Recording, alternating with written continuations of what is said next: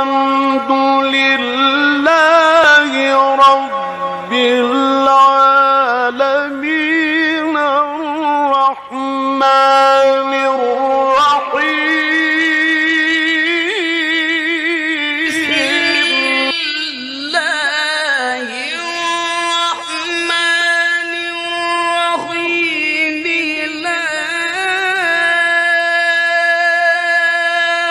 أقسم بهذا البلد وأنت حل بهذا البلد وكذلك مكنا ليوسف في الأرض يتبوأ منها حيث يشاء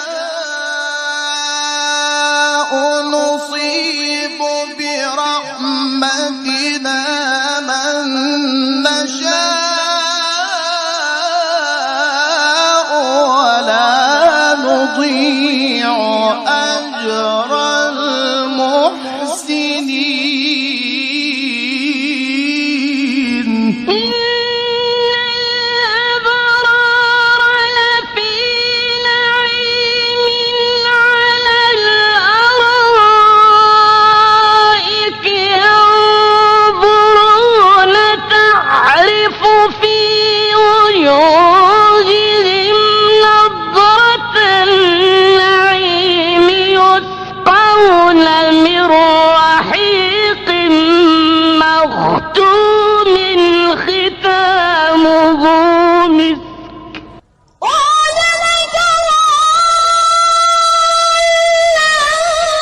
فهدى ووجدك عائلا فأغنى أفلا يتدبرون القرآن ولو كان من عند غير الله لوجدوا فيه اختلافا كثيرا.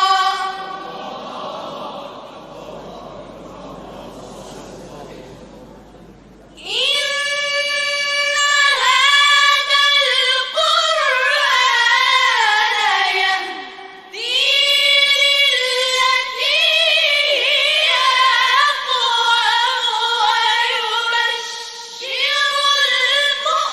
المؤمنين الذين يعملون الصالحات أن لهم أجرا كبيرا.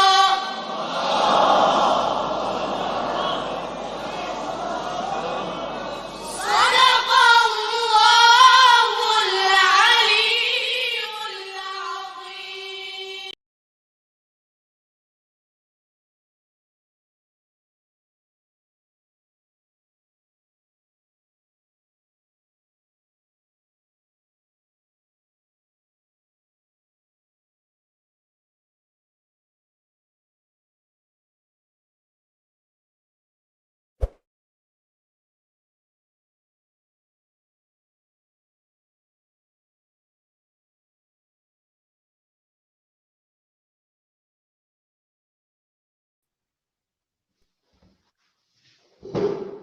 Selamünaleyküm değerli izleyicilerimiz. Murat TV'den bir tefsir dersi programımızla tekrar huzurunuzdayız. Değerli izleyicilerimiz, bugün yeni bir dosya açıyoruz. Kur'an'ın ışığında güncel bir konumuza bakacağız değerli hocalarımla birlikte. Hocam hoş geldiniz. Selamun Aleyküm, hoş bulduk. Aleykümselam. Hocam nasılsınız? İyi misiniz? Sağ olun, teşekkürler, elhamdülillah. Allah'a şükürler olsun. Selamun Aleyküm. Ve aleykümselam ve rahmetullahi ve berekatuhu. Esatizel kiram, değerli hocalar.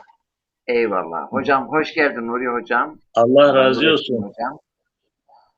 Biraz daha Galiba kamerayı biraz yukarı alırsan çok aşağıda kaldın. Evet. şimdi nasıl hocam? Biraz daha yukarı. Biraz daha Biraz böyle daha biraz daha yükseltirsen. Evet. Peki ben Nurettin hocam bu arada Nurettin üstaz kamerasını ayarlarken bir soralım. Tamam. Ne var ne yok. Avrupa'da ne İyi. var ne yok. Hedefimiz batıdır ama batıdan haberimiz yok. Siz ancak bize haber veresiniz. Batı. Heykeller batıya yönelik dikilmiş. Yani Hedef kıblemiz Amerika. güneyde ama aydınlarımızın beyni mecburen batıya yönelik oluyor.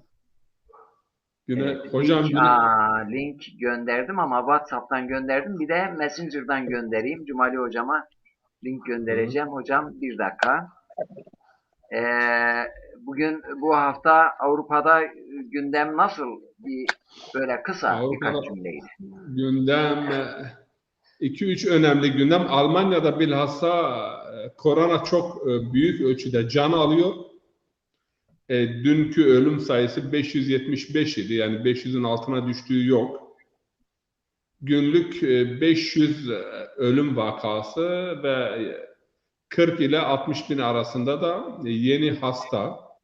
Tabii ki bu arada aşılar konusunda ciddi kaygılar dile getiriliyor. Bu kadar aşı yapıldığına göre bu kadar ölüm niye? Aşılar ne derecede etkilidir? Neden yani bu kadar vaat edildi? İşte 2 doz vurulduğu zaman 3. dozdan, 4. dozdan bahsediliyor. Ne zamana kadar acaba farma endüstrisinin bir oyunu mudur? Yani bu işte eczacılık, ilaç sanayisi, silah sanayisi kadar ilaç sanayisi de dünyada yani ekonomide rol ifade ediyor. Bu tartışmalar yaşanıyor şimdi Almanya'da. Avrupa'nın genelinde itirazlar var, ciddi itirazlar var bu duruma ve önlemlere.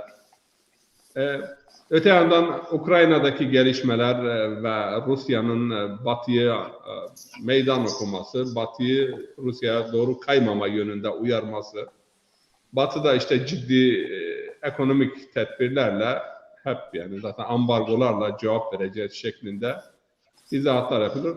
Bir haftadan beri 10 güne yaklaştı yani İran'la işte 5-4+1 Viyana'da görüşmeler devam ediyor.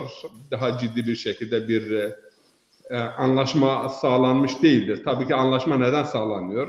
Çekilen taraf Amerika'dır. Yine Amerika imtiyaz koparmaya çalışıyor. İran'da imtiyaz vermeye yanaşmıyor. Bu akşam üzeri bir haber geldi. Bir konuda anlaştıkları söyleniyor. Haberler böyle. Tabii ki Türkiye'nin gündemi de burayı meşgul ediyor. Türkiye'deki bu dolar yani ekonomik kriz, dolar ve euro bazında değer kaybı, Türk lirasının değer kaybı. Türkiye Avrupa için de ciddi bir pazardır. Ekonomik ciddi sorunlar, sıkıntılar Türkiye'de Avrupa'yı da yakından ilgilendiriyor. Bakalım belki Avrupalılar da bir destekte bulunabilirler. Yani bunlar da konuşuluyor yani Alman basınında. Evet. Bu kadar. Tabii ki geçen hafta bahsettiğiniz gibi göçmen meselesi de Avrupa'nın gündemini öyle görünüyor ki ve sadece Avrupa'nın değil bütün dünyanın gündemini işgal etmeye devam ediyor. Sadece Avrupa'da değil Amerika'da da. Yani zengin ülkelere doğru fakir ülkelerin, fakir insanların veyahut savaş nedeniyle, işte açlık, kıtlık, sefalet nedeniyle göç eden insanlar modern dünyamızın şu 20. asrın medeniyetinin yüz karasıdır. Evet, Cumali hocam hoş geldiniz. Böyle canlı yayın kazaları olur yani. Nedir? Geçen hafta programı alacaktım. Böyle bir aksaklık oldu. Alamadık. Özür diliyoruz tekrar. Şimdi de WhatsApp'tan link gönderdim. Aldım. Şimdi aldım. Yok önce gelmemişti. Yeni geldi. Evet. Yeni geldi. Nasılsınız Cumali hocam? Sağ olun. Teşekkür ediyorum. Sizler nasılsınız? Hocalarım hoş geldiniz. Nasılsınız? Teşekkür ederim. Allah razı Sağ olun. olsun. Sağ olun. Sayın Sağ olun. hocam nasılsınız? Sağ olun. Yani Teşekkür çoktan ediyorum. sizi görmeyeli yani her Evet, zaman eyvallah. böyle yani kalbimiz birbirinden çok Allah yakın. razı olsun. Aralarımızda mesafeler de olsa Sağ olun. ama sizi görmek istiyorum yani Allah gerçekten. razı olsun. Bari sanal İnşallah. olsa bile yine İnsan kalbim görmek istiyorum. kalbim her zaman sizi görüyor da işte Allah razı gözlerin olsun. de sizi görmenizi istiyor. Allah razı olsun. Hocam Gerçekten. biraz da kasıtlı yapıyoruz. Yani bir hocalarımızı bazen özlettirmek istiyoruz. Böyle Doğru. sık sık çıkarmayıp yani şöyle biraz bize yalvarın diyoruz. Ya Cumali Hoca'yı niye görmüyoruz diye. Evet, bir- evet. Hani Evet. Evet hocam. bir atasözü vardır diyor. Sık sık gitme dostuna, dostun yatar sırt üstüne. Ara sıra git dostuna, kalkar ayak üstüne. Şimdi Vay. Gerçekten çok güzel. evet. Evet. Hani Hazreti Peygamber'in de bu konuda sık sık sanırım Ebu Zer Gafari olsa gerek sık sık Hazreti Peygamber'i ziyaret ediyor. Hazreti Peygamber orada böyle kısa bir ifadeyle zür gubben tezded hubben diyor. Yani tatlı tatlı gel ki senin sevgin, saygın artmış olsun. Yani her şeyde hocam bir hikmet vardır. Özlettiriyorsun arkadaşları, ondan sonra Estağfurullah. getiriyorsun bir araya. Bu da bir sanat aslında. Bu da bir sanat. Evet, Herkes beceremiyor bunu. Şöyle bir şey vardır. Yani İbn Sina'nın tıbbi iki kelimede birleştirdim sözü. Arka arkaya yemek yemek iştahı öldürür. Ama ara vermek insanın hem vücuda sağlık açısından hem fayda açısından biraz mesafe koyma o yönüyle de faydası vardır. Doğrudur. Doğrudur. Evet. Değerli hocalarım, bugün şimdi zaten diyeceksiniz ki önemli bir konu olmasa burada gündeme getirmeyeceğiz ama önemlinin önemlisi var. Yani güncelliğini tarih boyunca korumuş ve sürekli korumaya devam eden bir konu var. Evlilik, aile, boşanma. Biz sondan başa doğru geldik. Boşanmadan geldik.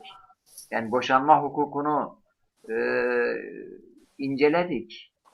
Ama boşanmaya götüren sebepler ve bunların çözüm yolları acaba Kur'an-ı Azimüşşan kitap olan, alem şumul kitap olan, kıyamete kadar bütün insanların ihtiyacını karşılayabilecek olan Kur'an'ın ışığında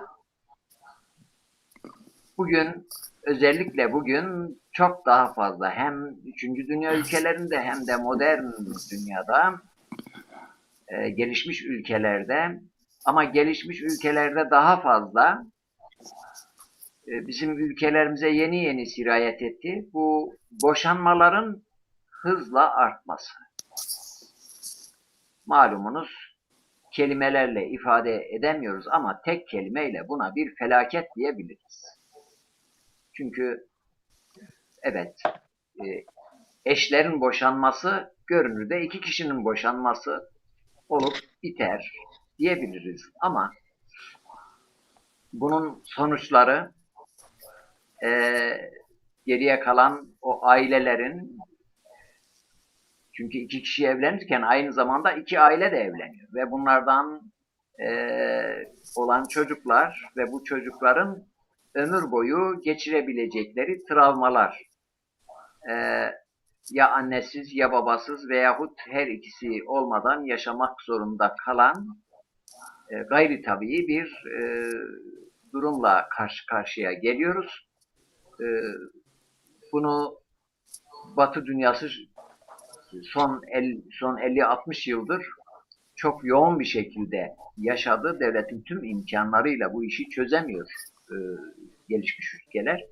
Ama 3. dünya ülkelerine yeni sirayet etti. Bizim gibi gelişmemiş ülkelere yeni sirayet etti ve bunun getireceği sonuçları şimdiden tahmin edebiliyoruz.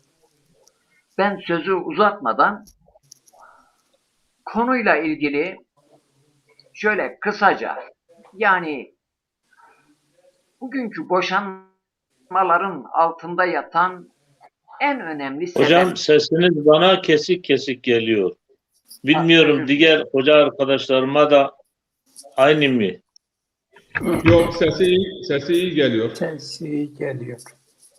Sesi iyi geliyor. Ali Hocam, sesim iyi geliyor mu? İyi geliyor. Sesin iyi geliyor, çok iyi geliyor. İyi. Sadece tahminimce bir şeye dokununca, masaya dokununca o yankı yapıyor. Onun dışında güzel. Şu anda iyi mi? İyi. İyi. Evet. Birer cümleyle, yani konunun özeti mahiyetinde. Hocam siz aslında telefon üzerinden yaparsanız bence daha sağlıklı olur diye düşünüyorum. Yani şu an hiç duyamıyoruz. Yani. Ben ana bilgisayardayım. Yani ben yayıncı olduğum için sadece bilgisayardan yapabiliyorum hocam. Evet. Evet. Şimdi ses iyi gel. Nurettin hocam, ses iyi geliyor buraya. Nurettin hocam, siz yayından bir çıkın, geri girin. Sanırım sizden kaynaklanıyor. Çünkü buraya hocam ben duyamıyorum ha. Siz yayından sesin anlaşılmıyor. Nurettin hocam, bir yayından çıkın, geri girin. Sizin sesiniz, yani ses iyi gelir size. Bir yayından çıkın, geri girin. Evet. Benden dolayı mıdır acaba? Evet, sizden kaynaklanıyor, sizden. Hocam, Burhanettin hocamdan istirham edeyim önce. Yani boşanmaya götüren ana nedenler, en önemli nedenlerden en önemli üç tanesini saymanızı istersem neler diyebilirsiniz? Tabii nedenler çoktur. Bismillahirrahmanirrahim. Elhamdülillah Rabbil alemin ve salatu ve selamu ala seyyidina Muhammed ve ala alihi ve sahbihi. Ben de dinleyicileri sevgiyle, saygıyla, hürmetle hocam, selamlıyorum. Özür dileyerek bir araya gireyim. Ben unuttum, zaman zaman böyle yayınlarımıza katılan dostlarımızın taziyeleri oluyor. Tayyip Yöndeş hocamızın babası vefat etti. Ben bugün duydum, yani 2 gün, 3 gün önce vefat etmiş. Bugün duydum, aradım. Taziyetlerimi telefonla bildirdim. İnşallah yarın da ziyaret ederim kendisini. Cenab-ı Hak'tan kendisine rahmet diliyoruz. Yakınlarına sabır, mekanı cennet olsun diyorum. Amin. Yine bizim ilçemizden Mustafa Kemal Demir, yani Milli Eğitim Bakanlığı'nda bürokratlık yapmış olan çok önemli bir dostumuz, büyüğümüz, değerli bir insan Mustafa Kemal Demir Bey de vefat etti. Onun da taziyesi Ankara'da defnettiler, taziyesini Gence. Eski İmam Hatip Müdürü değil miydi? İmam Hatip Müdürü'ydü eski. Evet, Genç Yivo'da müdürlük yaptı. Sonra İmam Hatip'te bir kısmen görev yaptı sanırım. Ama Ankara'da Milli Eğitim Bakanlığı'nda uzunca Vakıflar Genel Müdürlüğü'nde çalıştı. Kıymetli bir insandı, mülayimdi, ahlaklıydı. Yani nasıl bilirdiniz diye sorulsa çok iyi bilinen, iyi bir insan olarak bilinen bir insanda, Allah rahmet eylesin her ikisine. Evet, her ikisine yani Allah'tan rahmet diliyoruz ve taziyetlerimizi bildiriyoruz.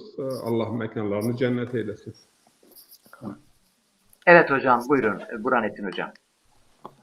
Evet, şimdi boşanmalar çeşitlerini falan anlattık ama bu boşanmaya götüren sebepler tabii ki sağlıklı evlilik ve sağlıklı evliliğin gereği olan şartlar tahakkuk ederse bu kadar yani boşanmalar yaşanmaz. Ama bana sorsan temel şartlar, temel etkenler nelerdir yani? Sebepler nelerdir? Niye boşanmalar bu kadar çoğalıyor? Bence başta yani sadakat önemli. Yani taraflar birbirlerine karşı sadık davranmalıdırlar. Sadakat olmadığı zaman sonuçta yani boşanma söz konusu olur. Yine Kur'an-ı Kerim'de Allahu Teala Maide suresinde olsa gerek anlaşmalara bağlılığı, yani biliyorsun ahit var, okud var. Beşer iki kişi arasındaki sözleşmeler akittir. Evlilik de bir akittir ve bunun gerekleri vardır. Bu akde bağlılığın gereği gibi olmayışı ve tarafların kendi sorumlulukları, kendi görevleri ve kendi hakları konusunda ya bir yetkin bilgiye sahip olmamaları veya da bildikleri halde sorumluluklarını yerine getirmemeleri ikinci önemli nedendir. Üçüncü önemli neden de benim anladığım kadarıyla yani haddinden çok ses geliyor. Bilmiyorum, herhangi birinizden çok ses geliyor. Klavyenin sesi geliyor. Hı. Abdullah Hoca ses geliyor fazla, meşgul olma. Evet. Şimdi üçüncü neden de haddinden fazla beklentiler. Zaten Peygamber Efendimiz sallallahu aleyhi ve sellem külfeti fazla olan evliliklerin hayrının olmayacağını beyan buyurmuştur açık bir ifadeyle. Ama bugün gördüğümüz yani bu sosyal medya ile birlikte yani hakikaten sadakatsizlik, hıyanet, aldatmalar belki de en büyük yani etken budur ama bunun dışında anlaşmalara bağlı kalmamak, sözleşmelere bağlı kalmamak, evliliğin gerektirdiği yükümlülükler ve sorumluluklara bağlı kalmamak. Üçüncü bir husus dediğim gibi işte haddinden fazla beklentiler, lüks, moda vesaire ve belki de taraflardan birinin yani çoğunlukla kocanın, eşin bu talepleri yerine getirmemelerinden dolayı kadınların bu yönden de boşanma talepleri oluyor. Tabii başka nedenler var. Onlar da hocalarım kendileri benden 3 neden istemiştiniz. Ben 3 nedene değindim. Nurettin hocamız, Cumali hocamız onlar da konuyu tamamlasınlar. Sesin geldi. Ses. Cumali hocam söz mikrofon sizde. Soruyu tekrar edeyim. Boşanmaların en önemli nedenlerinden 3 tanesini başlık olarak saymamızı istesem neler dersiniz? Şimdi ben Burhanettin Hoca'nın söyledikleri önemli. Onlara da ben de ilave yaparak davamı mahiyetinde şunu diyebilirim. Bir, anlayış ve kültür farklılıkları, yani bu geçimsizliğe neden olabiliyor. Bir diğer husus, ben biraz da geçmişten günümüze siz söylediniz, bir artış var. Bu artışın nedenlerinden bir tanesi belki diğerlerini de içine alacak. Geçmişte aile mesela ailenin ihtiyaçları temel ihtiyaçları örneğin 5 taneyi geçmezdi. Ve bu 5 sorunu halletmek bir kocanın veya bir aile içinde kuvveti dahilindeydi. Fakat gelişen asrın problemleri insanın eşyaya olan ihtiyaçlarını artırdı. Artırınca da insandaki o yani istek ve arzular da arttı. Hocamın dediği beklenti çıtası yükseldi. Bunu karşılayanlar oldu, karşılayamayanlar olunca çok ciddi sorunlar meydana geliyor. Yani bu ona nedendir. Bir diğeri de geçmişte mesela ailenin içine o kadar çok fitne girmezdi. Yani aileyi bozacak aşırı derecede fitne dediğimiz ailenin temelini sarsacak o kadar çok şey mevcut değildi. Fakat şimdi en mahrem noktalara kadar girilen bir şey vardır. Yani adeta hayatın mahremiyeti kalmadı. Hayatın mahremiyeti eşler arasında kalmayınca Onların birbirine karşı olan sevgi ve saygıları da bununla yerle bir edildi. Yerle bir edilince artık birbirlerine sevgi ve saygı duymayan eşlerin yani beraberlikleri çok zor olur. Ben bu üç nedeni öylelikle kısaca bir özet olarak ifade edeyim. Teşekkür ediyorum hocam. Nurettin hocam, mikrofon sizde.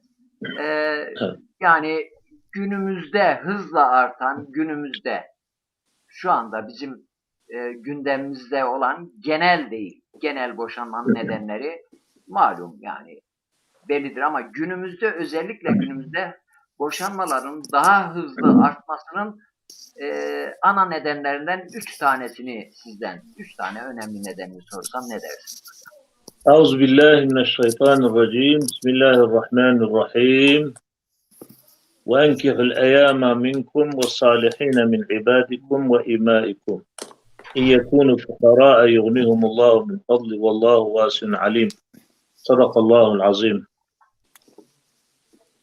Evvela bizi seyreden bütün seyircilerimize Allah'ın selamı ve rahmeti ve bereketi olsun. Ve bu yakında bizim arkadaşımız, hocamız Tayyip Hoca'nın babası vefat etmiş. Diğer vefat eden dostlarımız, akrabalarımız var bu geçen haftada. Onlara ve bütün ölmüş olan alemi İslam'a rahmet diliyoruz, mağfiret diliyoruz. Şimdi ben olaya tabii ki her iki hocamıza da %100 katılıyorum. Ben ayet ve hadis ışığında olaya bakmak istiyorum. Hazreti Peygamber aleyhissalatu vesselam kiminle evlenilebileceğini, kime kız verilebileceğini açık ve net ifadelerle sahih hadislerinde beyan etmiştir. Yani biz aslında İslam'ın istediği evlilikte gereken şartları aramadığımızdan dolayı bu boşanmalar gerçekleşiyor. Mesela biz bir ev yaptığımızda o evin başta depremlere dayanıklı olabilmesi için veya diğer doğal afetlere karşı dayanabileceği için bazı önlemler alıyoruz. Fakat Allah'ın emri olan bu nikah, bu evlilikte biz onları yani dikkate almadığımızdan dolayı, kişiler bunları dikkate almadıklarından dolayı bu tür yani boşanmalar gerçekleşiyor diye düşünüyorum.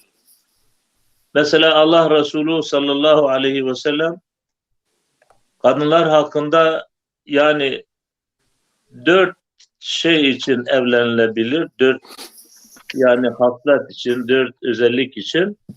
Fakat bu 4 özellikten aleyke bizati din diyor.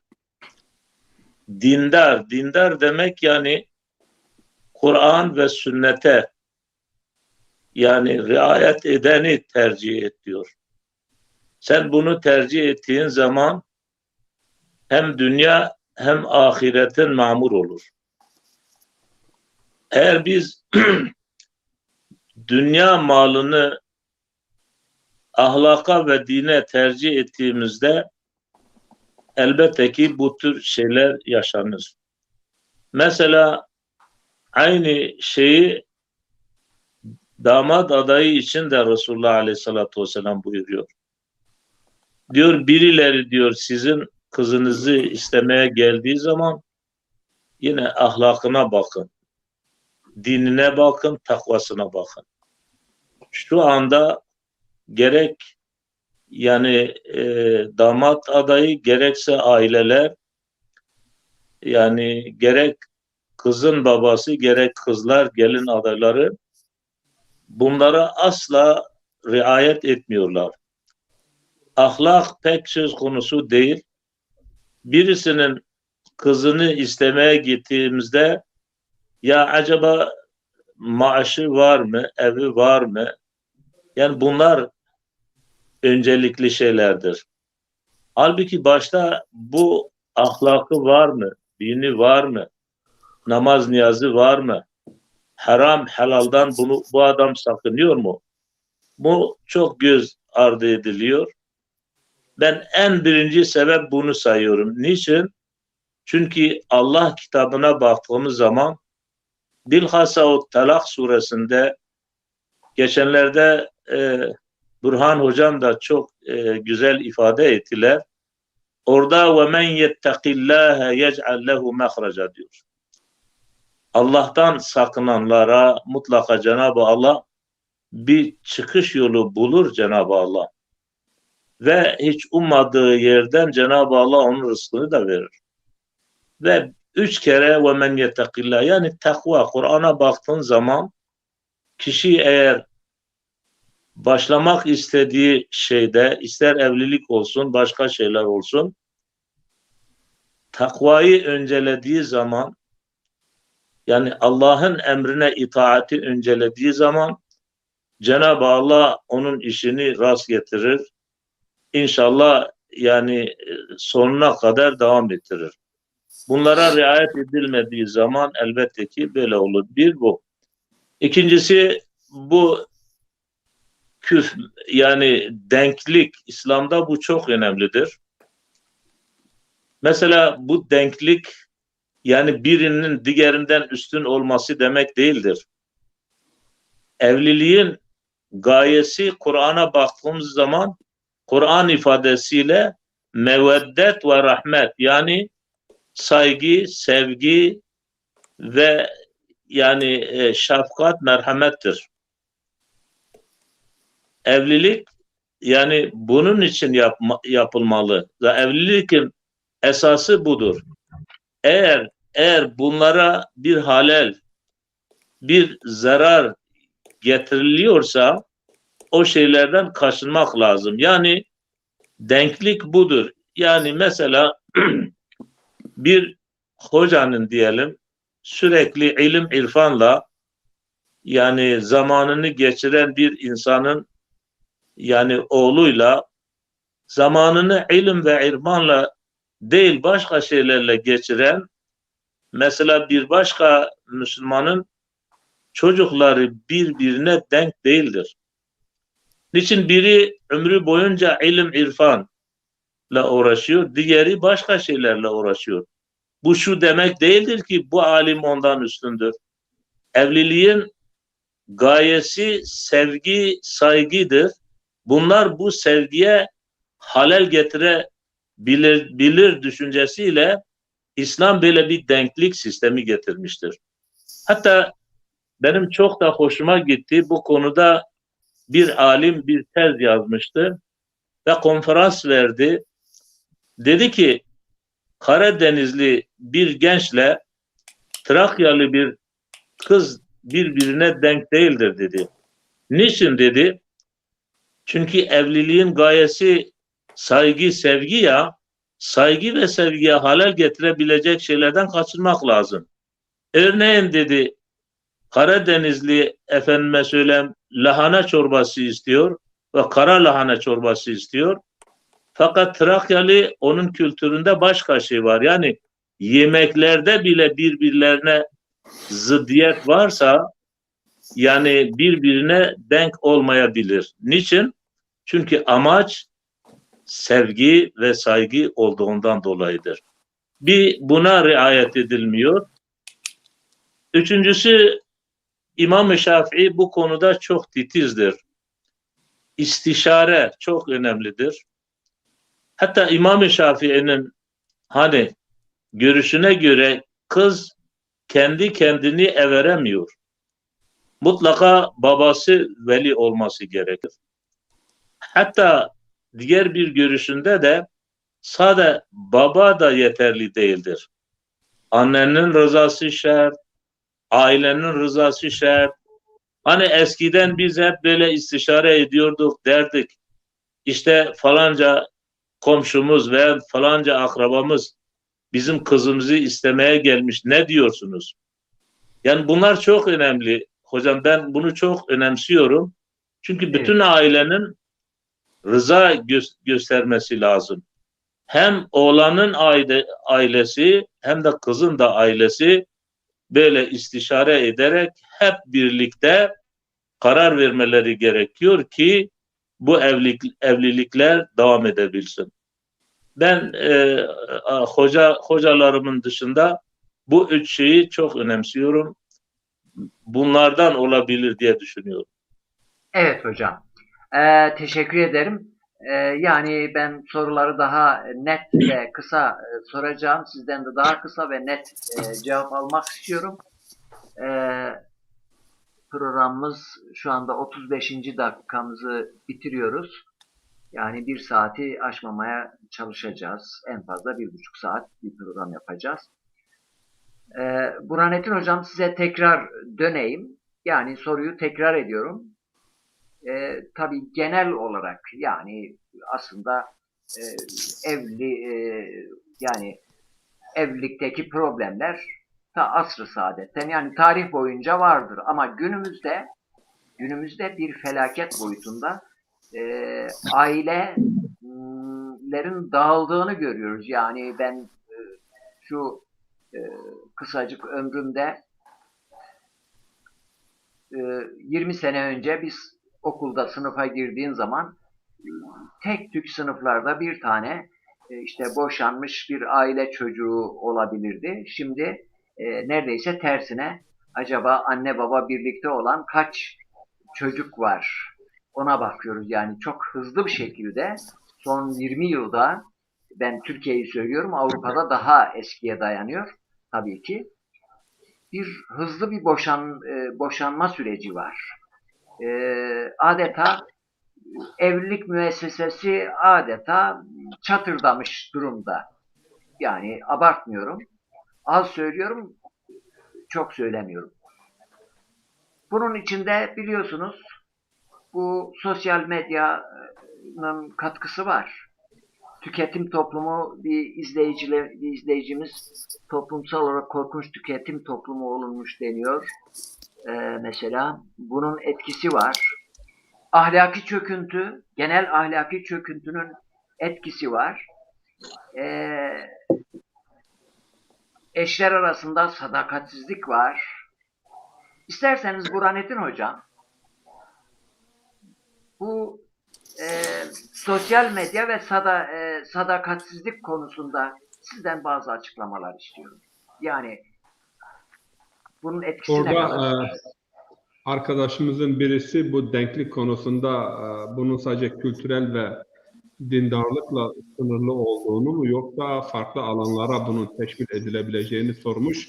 Tabii ki denklik çok önemlidir. Sadece dindarlık ile ilgili de değildir. Sosyal statü önemlidir. Ekonomik durum önemlidir. Düşünün yani bir kadın, bir kız zengin bir ailenin kızıdır. Bolluk içerisinde, refah ve lüks içerisinde yaşamıştır. Bu aynı seviyede olmayan veya fakir bir insanla evlendiği zaman hakikaten sıkıntı oluyor. Beklentileri var. Bey bu beklentileri temin edemiyor. Yani ekonomik statü de önemlidir. Ekonomik denklik de önemli bir rol oynamaktadır. Tabii aşkı, sevgisi fazla olursa feragat eden veya fedakarlık gösterenler de vardır. İstisna ama kaideyi bozmuyor. Bu bir. Diğer taraftan sosyal statü önemli. Yani birisi mesela farz edelim bir oligarştır, bir üstün sınıftandır veya bir üniversitede öğretim üyesidir.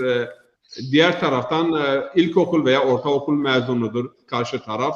Birbirlerini anlamaktan, hayatı paylaşmakta bunlar sıkıntı çekerler ve bunlara çokça biz tanık oluyoruz. Yani kız veya erkek işte o ilk romans dedikleri aşkta hiçbir şey görmüyor. Aşk aklı devre dışı bırakıyor, gözleri köreltiyor. Doğrudur.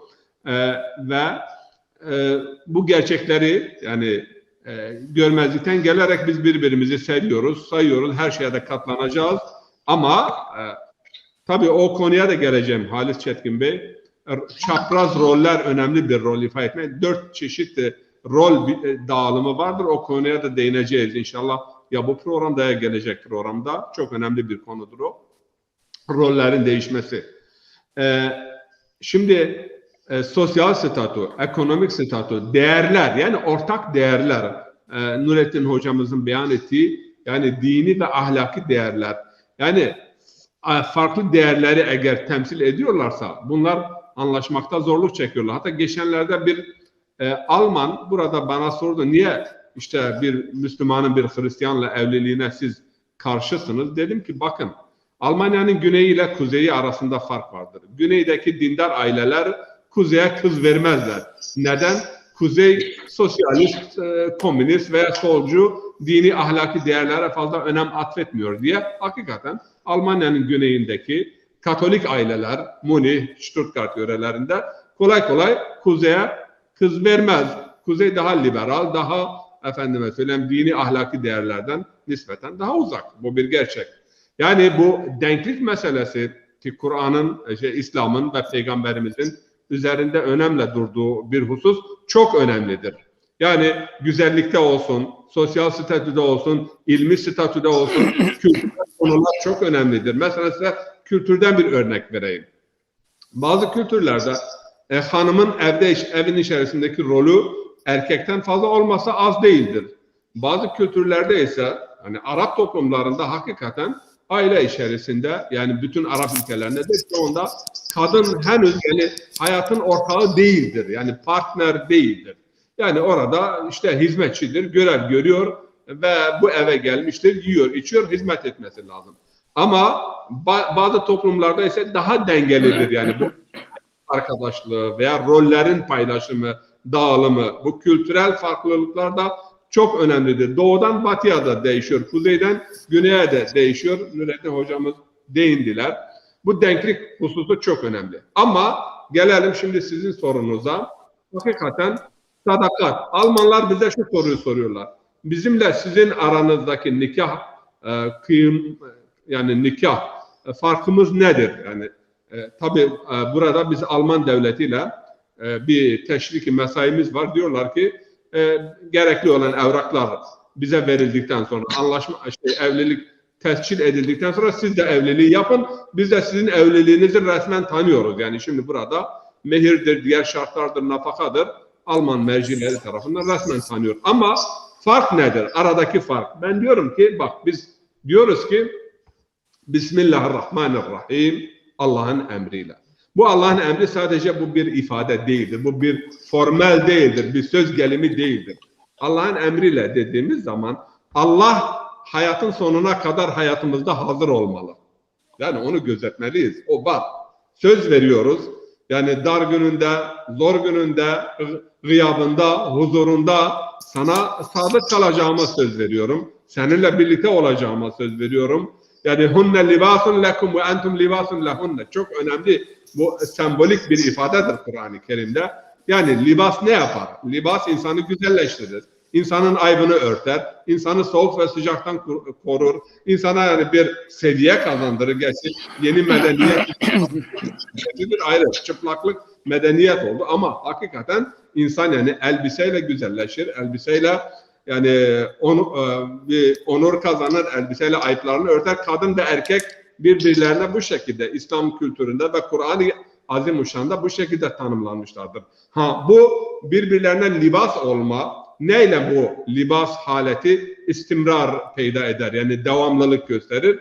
Sadakat olduğu zaman, doğruluk olduğu zaman o Allah'ın emriyle dediğim zaman Allah nazirdir, şahittir. Bu önemli. Yani Allah'ın varlığı, Allah'ın huzuru ailelerde azaldığı zaman, insanların vicdanlara Allah hitap etmediği zaman ve insan kendisiyle Allah arasında evlilik bağlamında bir muhasebe yapmadığı zaman ve aktif olan, cazip olan, eşinden daha güzel olan birisini gördüğü zaman Araf suresindeki ayet-i kerimede beyan edildiği üzere bir şeytan vesvesesiyle karşılaştıklarında fetezekkeru yani hatırlarlar ve gözleri hakikati görmeye başlar. Kendilerine gelirler. Basiretleri açılır. Bu çok önemlidir. Yani Allah'ın huzuru hayatta. Allah hazır olmadığı zaman sadakat körelmeye başlar. Sadakatsizlik söz konusu olduğu zaman hıyanetler başlar. Yani şaibeler başlar. Bir aileye, bir yuvaya ve bugün mesela televizyon programları, buna da değinmedik. Yani Türkiye televizyonlarında, hatta Türkiye televizyonlarındaki verilen birçok programlar Arap ülkelerine girdiği zaman aşkın memnuadır, budur, şudur filan, oralarda da evlilikler diyorlar, yani boşanmalar çok daha fazlalaştı. Yani televizyon filmlerde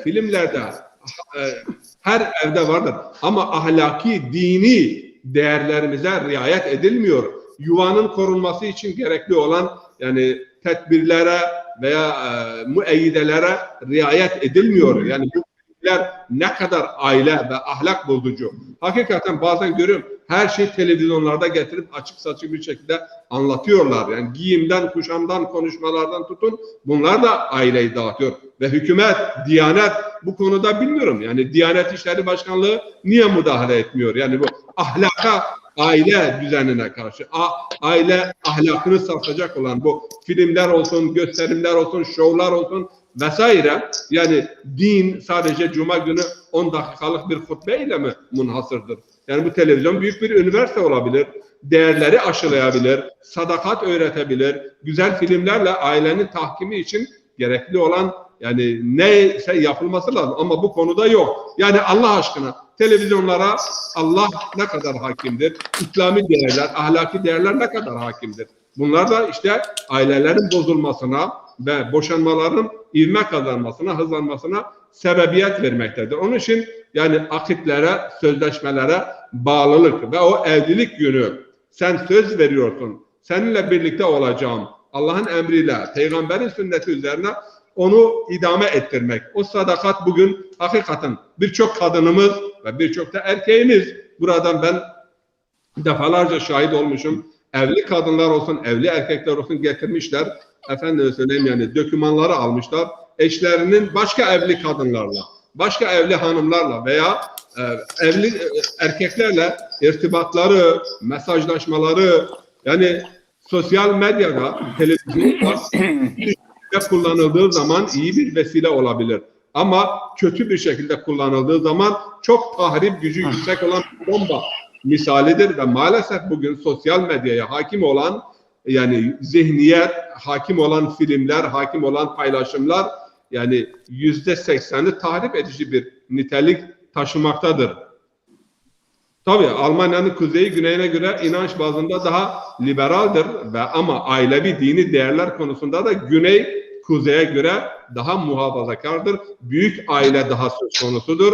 Hatta daha kız isteme durumu oralarda söz konusudur. Yine önemli bir husus, hocamız biraz değindiler. Bu da çok önemli. Biz İslam kültüründe iki aile birbiriyle evlenir. Sadece iki şahıs değildir. Hatta ailelerin yani ortak paydalarının olması önemlidir. Ailelerin yani ne kadar anlayış sağlıyorlar, ne kadar birbirlerini tamamlayabiliyorlar. Yani eğer bir düğün yapıyorsak Almanlar buna da dikkat çekiyorlar. Ya sizin düğünleriniz bizim cumhurbaşkanlarının düğünleri gibi yani katılımlı oluyor, çok insan geliyor. Evet ama bütün bu insanlar şahittirler bu duruma. Bizde henüz büyük aile vardır. Büyük aile önemlidir. İstişare önemlidir. Velayet konusunda da değindiler. Tabii ki anne babanın rızası da önemlidir.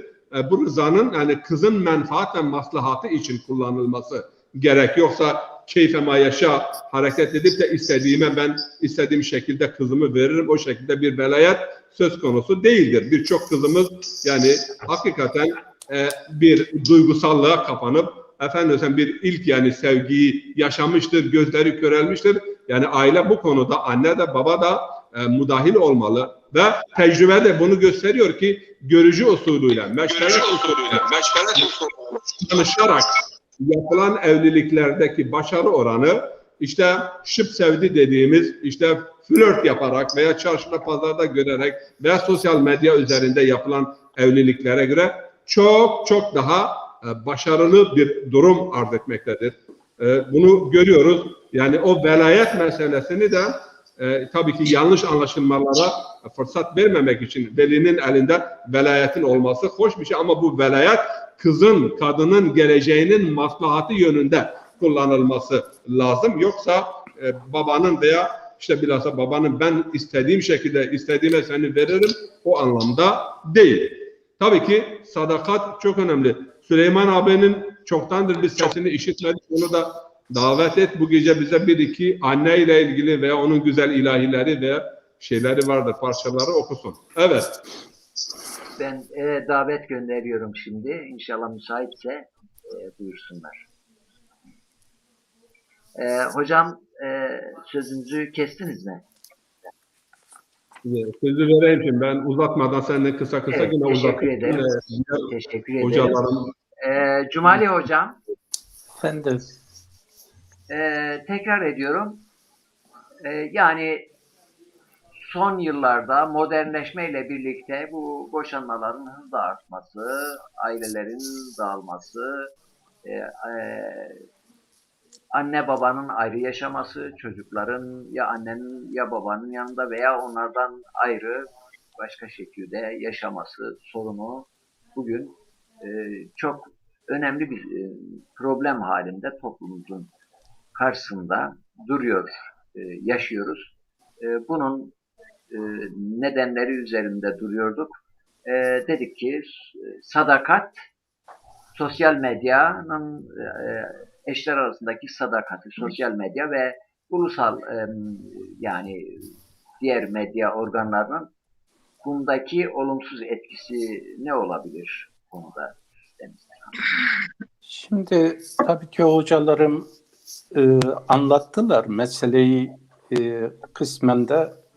Fakat ben bu denklik konusunda biraz daha kültür farklılıkları desek daha uygun olur. Tabii ki inanç boyutu Efendimiz sallallahu aleyhi ve sellemin evliliklerinde acaba hepsi denkler miydi? Yani böyle düşündüğümüzde toplumda adeta ciddi bir ayrışma, ciddi bir evlilik statüsü oluşur. Bence bunu biraz da kültürel beceri şeklinde biraz daha yumuşatarak meseleyi biraz daha bu çerçevede ele alma. Yoksa bazılarına göre yani acaba din böyle sınıfsal şeyleri oluşturarak insanların evlilikleri önünde ciddi bir engel, mesela zenginin fakirle evlenmemesi veya da başka bir statüdeki bir diğeriyle evlenmemesi bu biraz bazı sorunlar getirebilir. Diğer bir önemli mesele şöyle, çağımızda belki bu problem ele alınırken en azından hukukta boşanmalara bakan bir hakimin veya da emekli birin bu hususta boşanma nedenlerinin neler olduğunu bilirsek, daha çok nedenler nedir? Yani boşanma nedenleri, diyelim ki Bingöl'deki boşanma nedenleri belki Karadeniz'den farklıdır. Karadeniz'deki boşanma nedenleri bir Almanya'da farklıdır. Ama bu nedenlerin farklılığı işte aile kurulurken bu farklılıklara dikkat ederek adımın atılması. Eğer biz bu farklılıkları önceden iyi bir tespit edemezsek, çünkü yine aynı adımlar atılacak ve sebep sonuç ilişkisi işte meydanda. Ben biraz da bunun hukuka bakan ciddi yönü vardır. O yönüyle de meselenin iyi irdelenmesi lazım. Ona bakılması lazım. Bir diğeri de mesela bugün şöyle izah edeyim parantez içinde. Aslında boşanmalara neden olan İslami kesimde de, dindar kesimde de, çevrede de gizli boşanmaların var olduğu gerçeğidir. Yani bunu bir daha parantez içinde gayrimeşru hayatın varlığıdır. Gizli boşanma mı, gizli evlilikler mi? Ya ben öyle diyeyim. Yani onu biraz daha kibarcasını söyleyeyim ki Şimdi biz burada açık konuşalım. Konu fıkıhla da irtibatı var mı? mesela şu anda dindar kesimde boşanmaların en büyük nedenleri gizli evliliklerdir.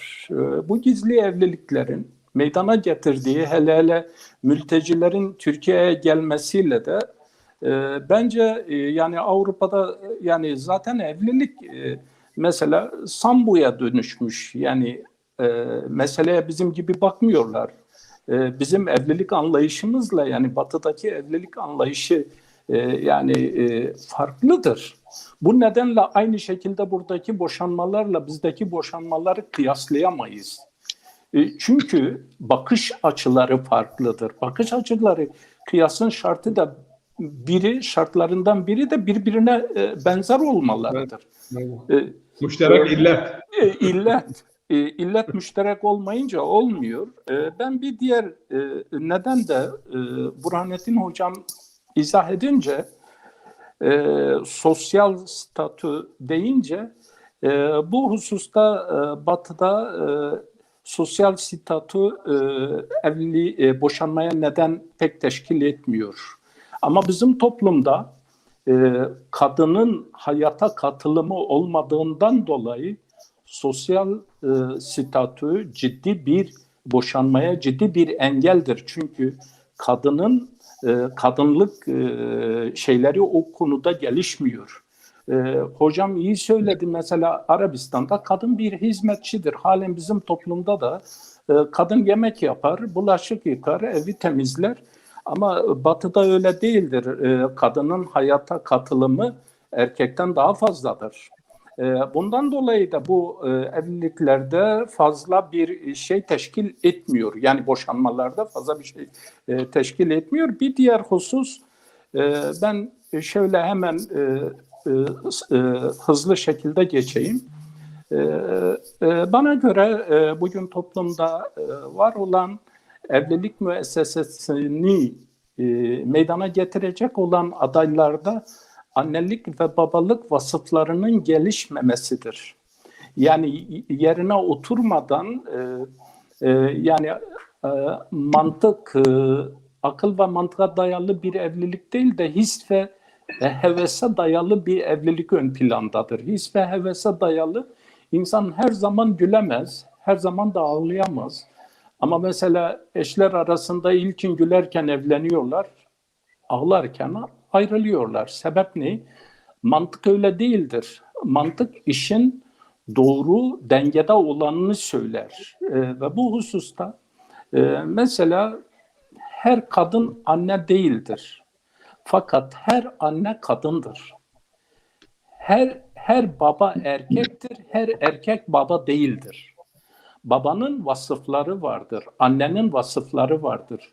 Mesela anne denilince, denilince, Nisa ile ayrıdır. Denilince ciddi bir şefkat yüklü, merhamet yüklü ve ciddi olarak koruyucu vasfı vardır. Terbiye edici vasfı vardır, özelliği vardır.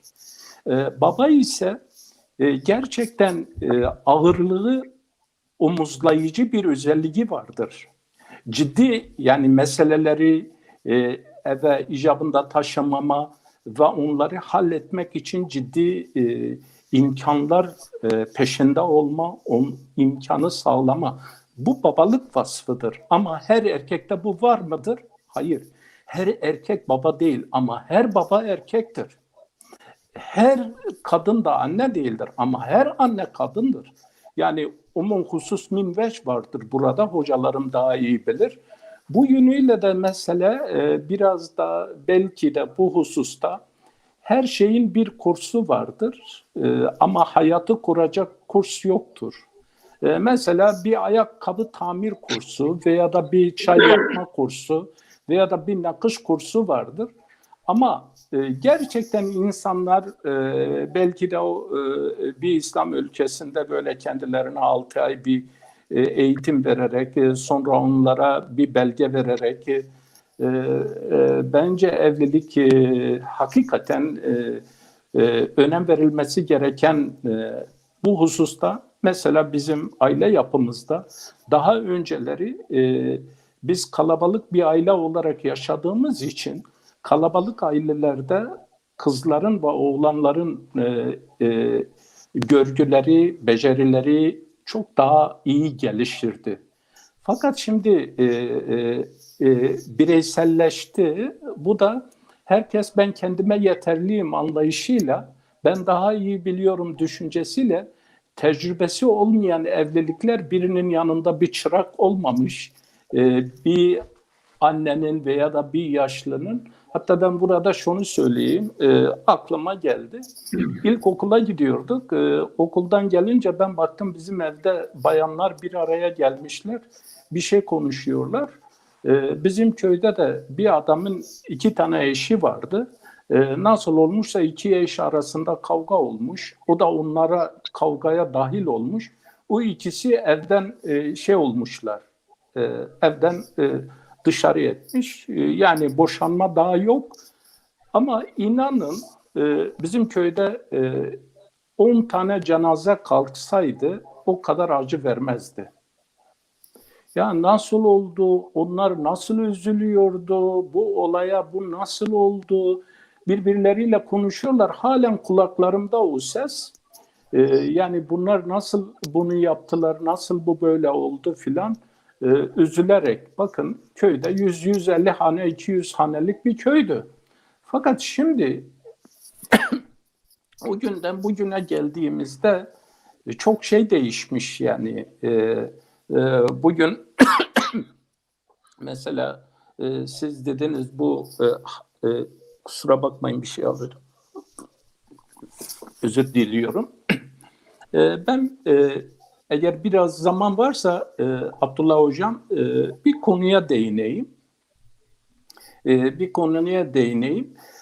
Aslında hayatın temel kaynağı, hayatın gerçekten esin kaynağı, ben sevginin fert ve toplum hayatında, özellikle aile hayatında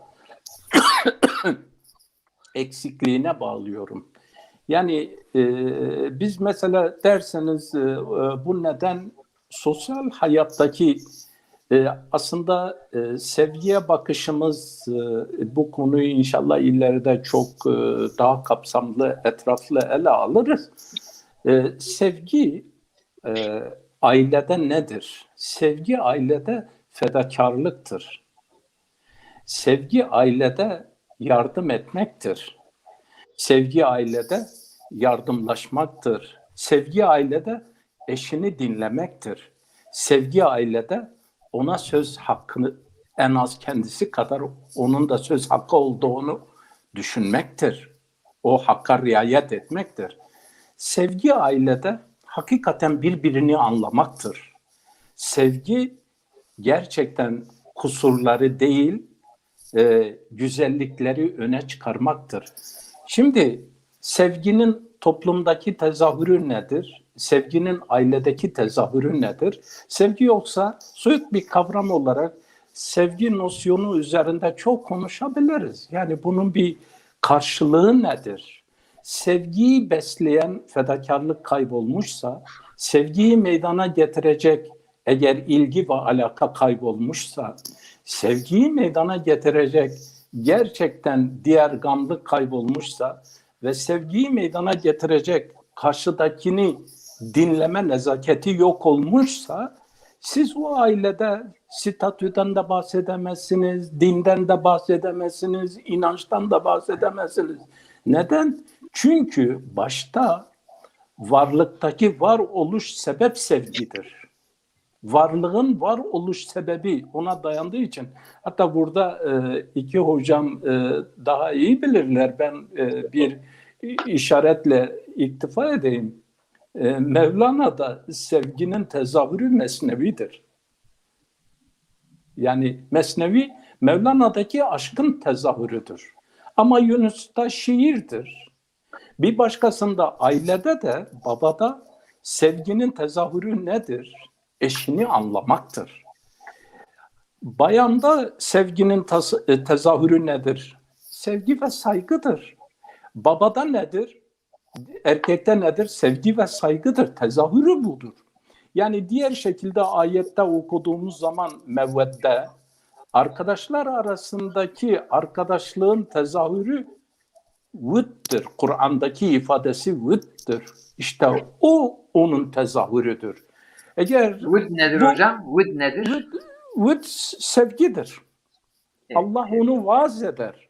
Yani siz davranışlarınızla, hareketlerinizle biz bugün mesela belki de bu yolda insan eşini yani hayat arkadaşını ben burada erkeklere bir şey söylerim. Söylemek isterim. Son cümlemiz olsun. Evet.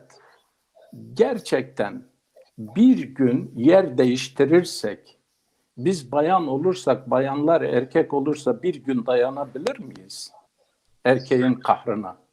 Bu hususta empati yapmalarını, empati yaparak hayatı daha da güzelleştirebiliriz.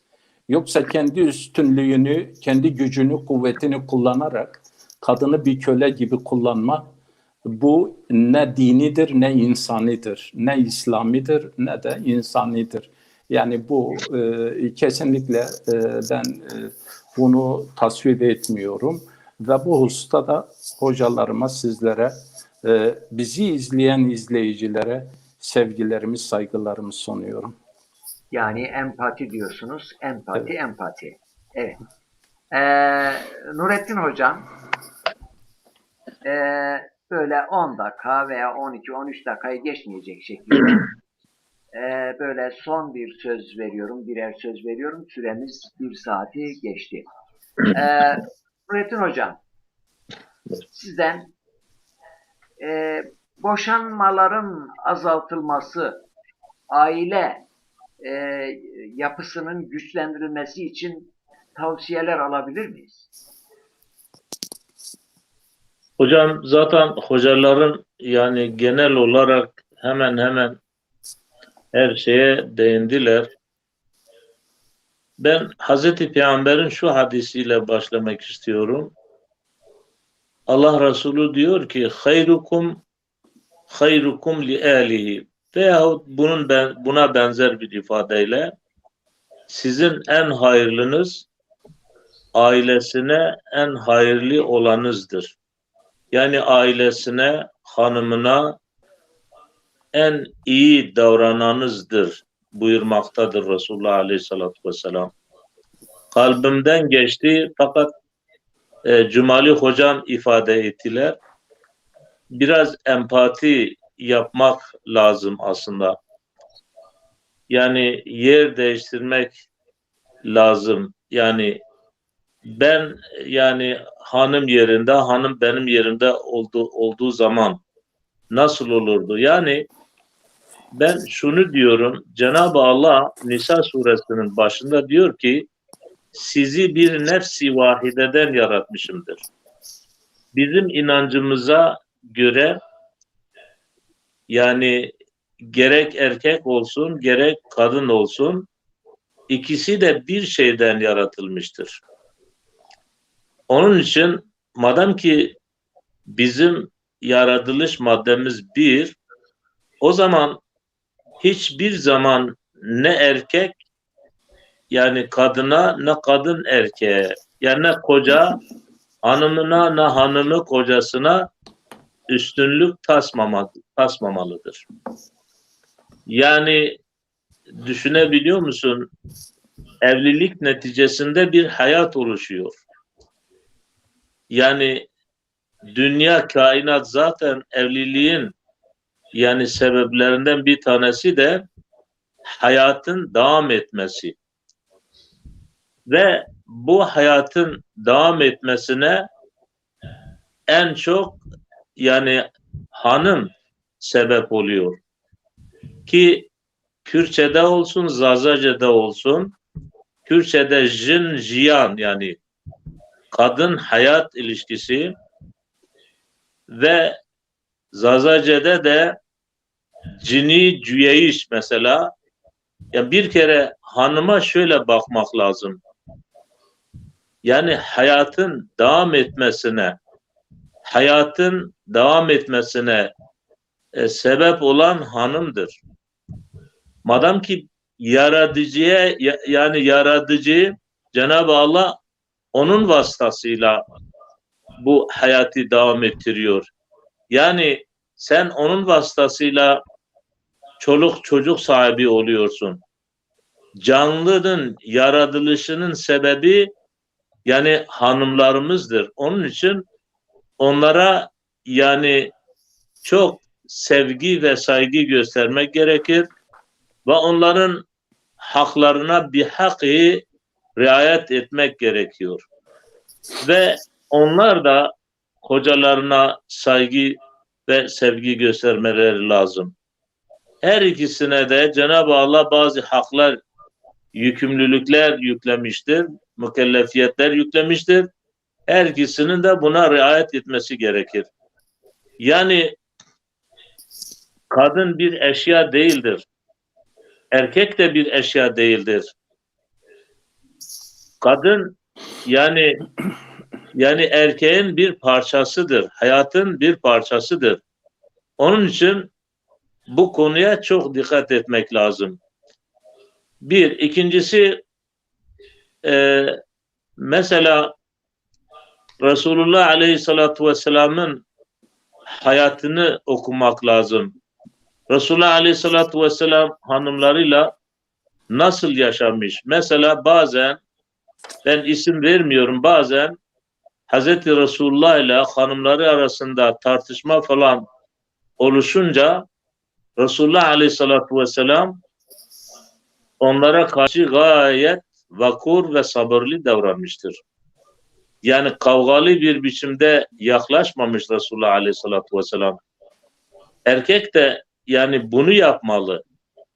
Yani hocamın ifade ettiği gibi sevgi, saygı dışında biraz da sabır etmek, biraz da tahammül etmek lazım ki hayat devam edebilsin. Yani ben şöyle diyorum, yani başta evlilik yaparken yani karı ve kocanın arasında ortak özelliklere dikkat etmek lazım. Bu ortak müşterek özelliklerin çoğunlukta olması gerekiyor.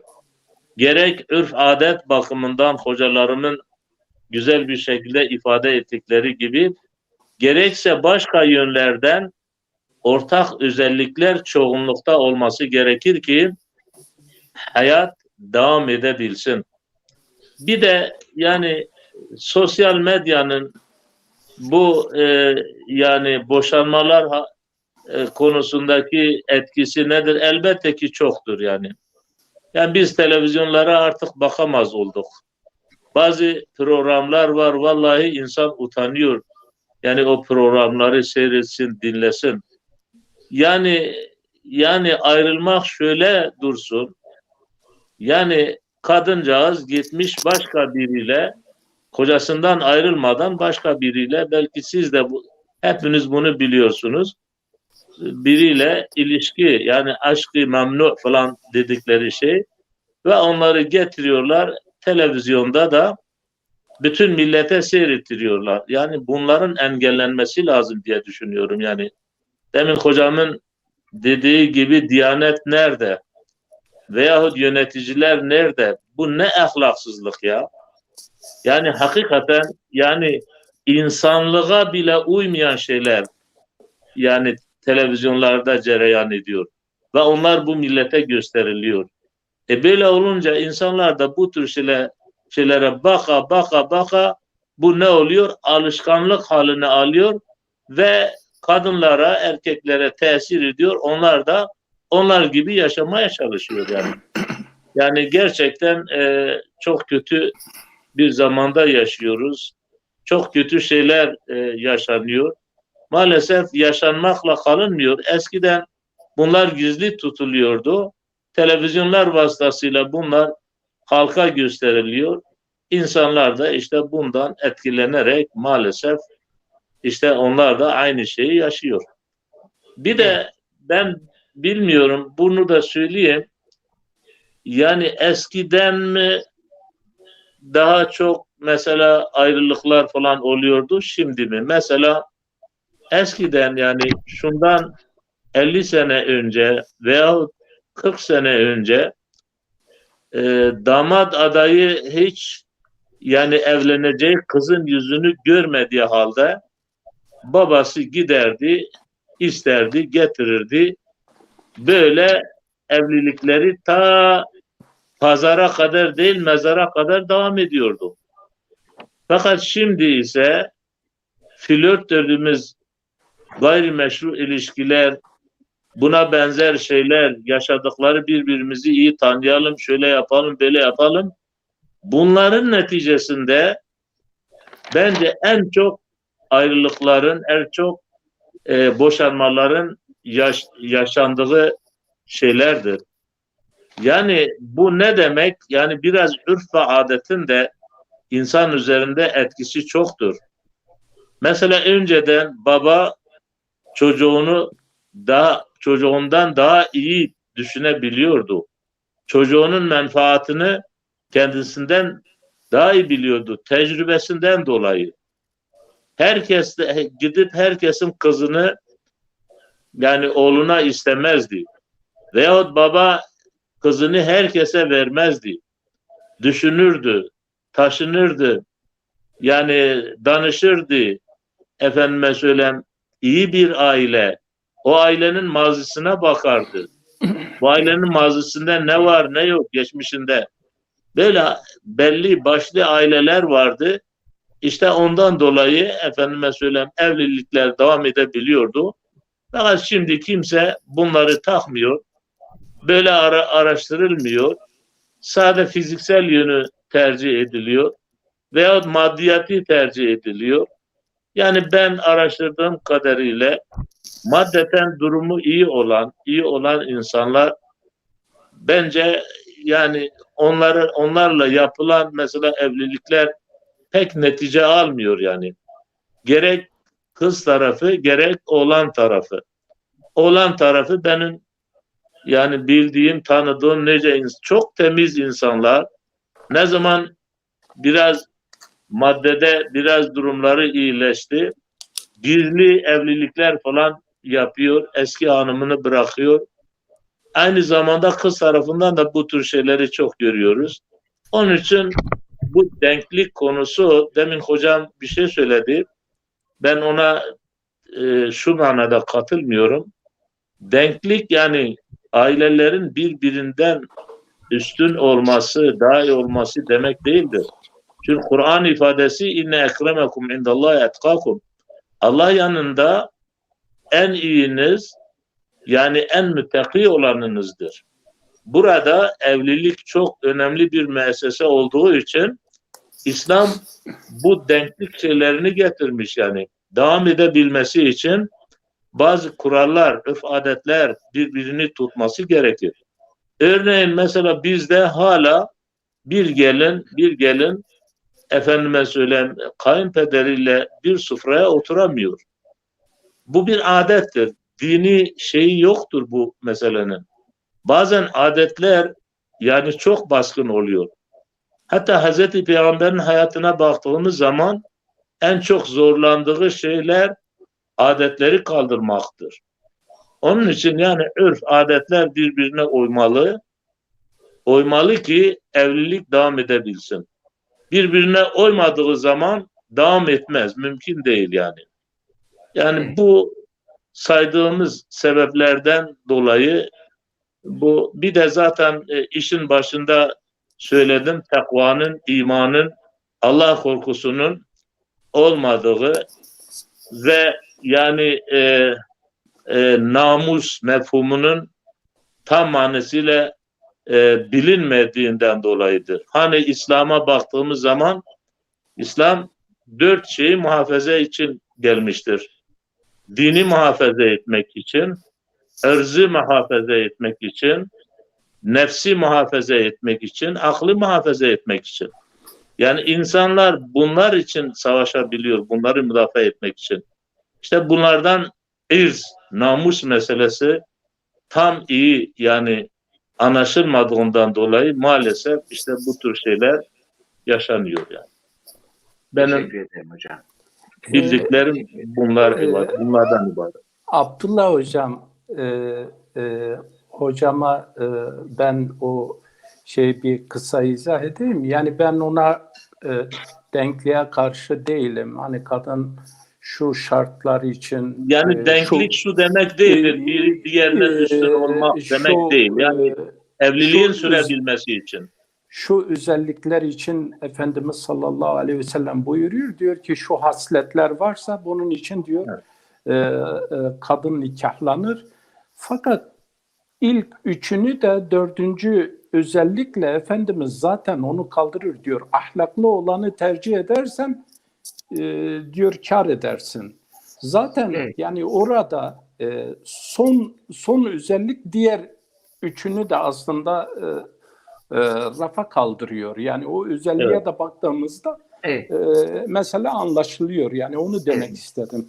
Doğru. Teşekkür ederim. Keke Süleyman Başkan hoş geldin.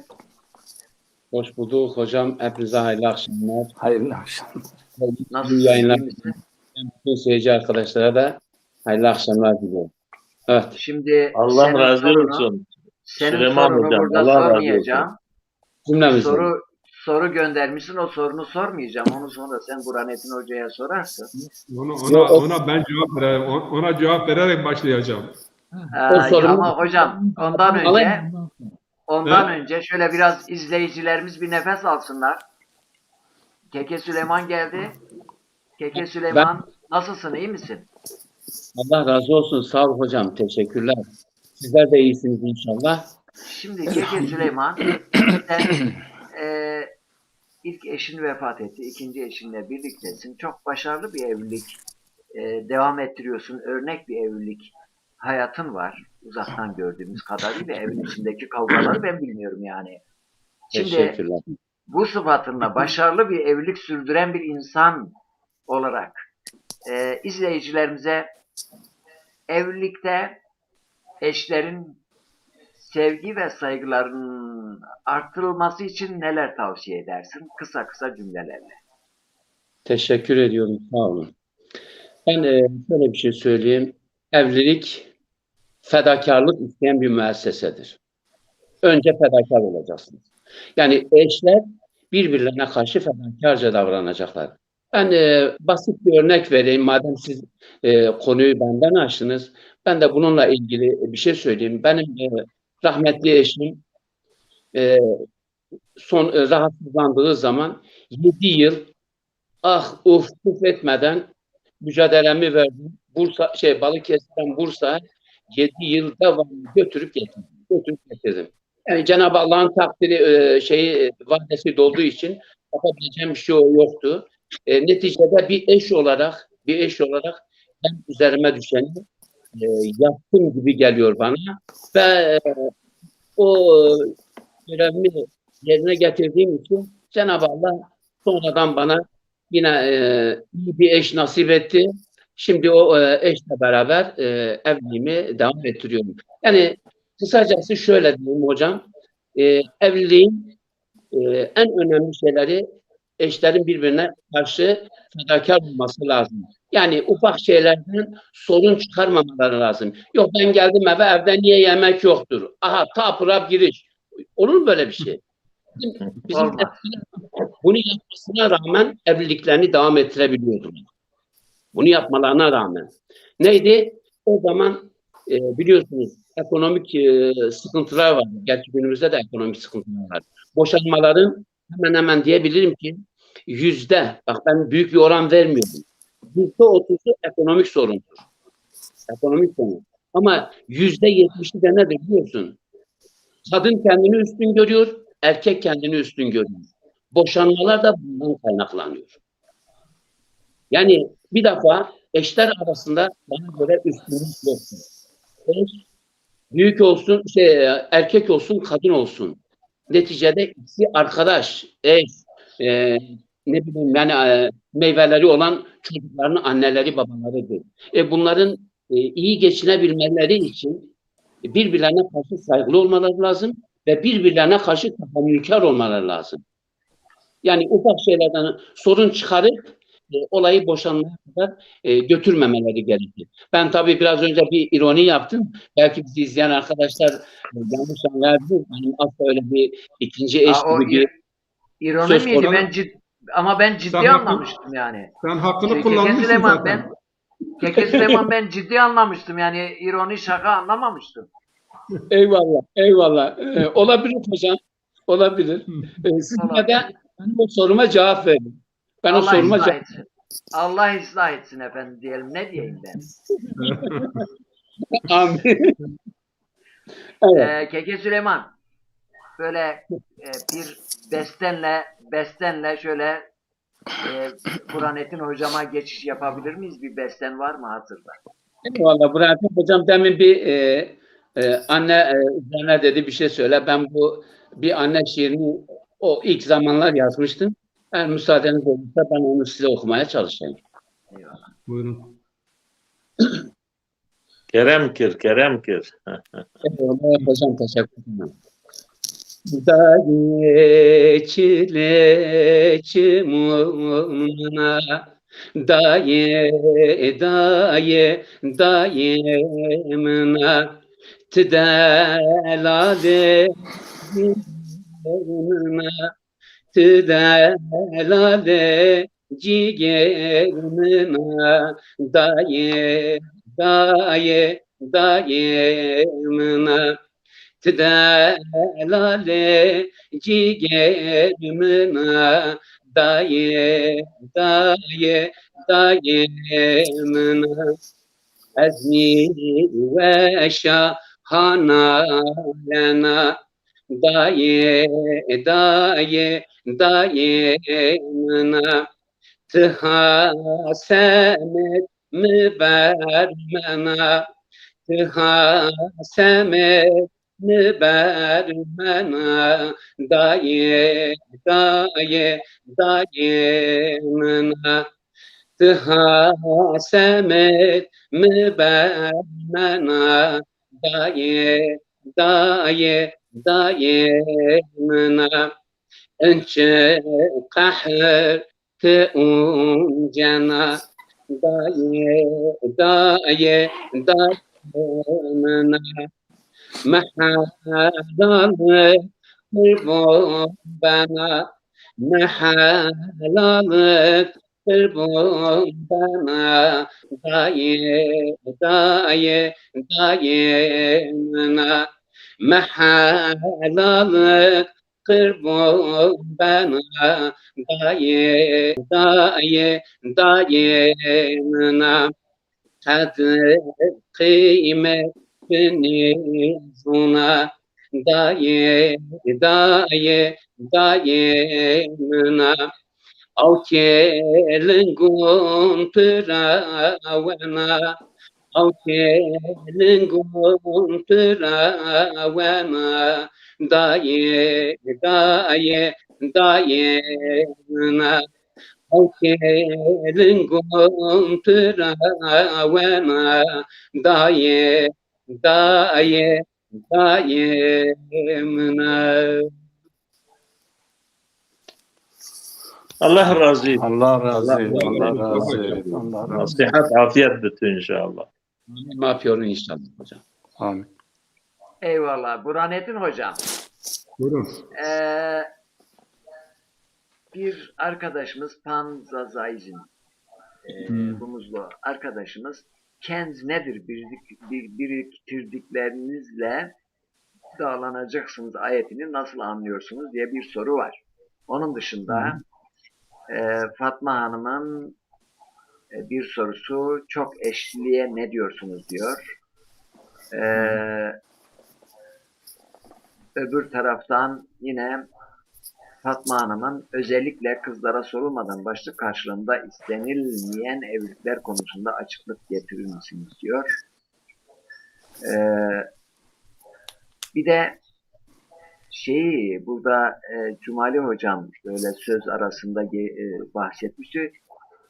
Gizli evlilikler. Bundan maksat nedir? Bu gizli evlilik nedir? Ben de merak ediyorum doğrusu. Nasıl gizli evlenebiliyorlar? Yani bu gizli evlilik midir yoksa gizli yani Bu gizli evlilik mi yoksa zinanın meşrulaştırılması mıdır? Yine ifadelere dikkat edelim hocam. evet, panzazaizm her beşer, yani ben soruyorum, sadece soruyorum, bir sorudur. Yani acaba bu evlilik sayılır mı yoksa zina mı kabul etmek gerekiyor? Yani gizli yapılıyor çünkü. Yani gizli evlilik olur mu? Panzazaizm her beşer de insan değildir diyor. Evet, onun dışında bir bakayım başka soru varsa.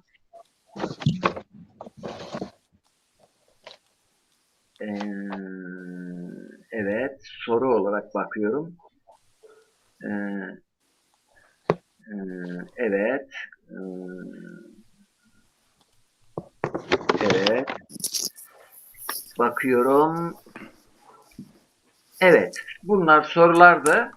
Tabii soruları şimdiden sormuş olayım. Bu soruları geçiştirmeyelim. Evet. Burhanettin Hocam, mikrofon sizde, buyurun. Ben Sadi Şirazi'nin bir şiiriyle başlayacağım. Yani bu denklik konusunda. Sadi diyor ki Gülistan'da kebuter ba kebuter, baz ba baz, hemcins ba hemcins kunet pervaz. Yani keklik güvercin güvercinle ve şahin şahinle uçar. Herkes kendi cinsiyle uçsa tabii daha iyi olur. Yani herkes kendi cinsiyle uçar. Denklik tabii unkufiyet dediğimiz bu ilahi bir emir değildir. Yani ideal olan, güzel olan bu bir tavsiyedir. Yani evlilikler yapıldığı zaman tarafların bilhassa dini ve ahlaki değerler konusunda denk olması. Dünya görüşü konusunda aynı dünya görüşünü. Yaşama bakışı aynı yaşam bakışı. Biri musriftir, biri çok yani tutucudur. Ben geçenlerde Bingöl'deydim, 2 tane boşanma söz konusu oldu. İkisi de cimrilikten dolayı. Koca haddinden fazla cimridir. Harcama yapmıyor. Yani şimdi tabii ki dediğimiz gibi hak hukuk verilmesi. Bu bir. İkincisi kız çocuklarımız, erkek çocuklarımız, evlilik çağına gelenler ama evliliğin hiçbir hak ve hukukunu bilmiyorlar. Evlilikten anladıkları cinselliktir. Cinsellik ayrı, evlilik ayrı. Türkçedeki evlenme kelimesi çok hoş bir kelimedir. Yani evlenme, ev kurma, yuva kurma.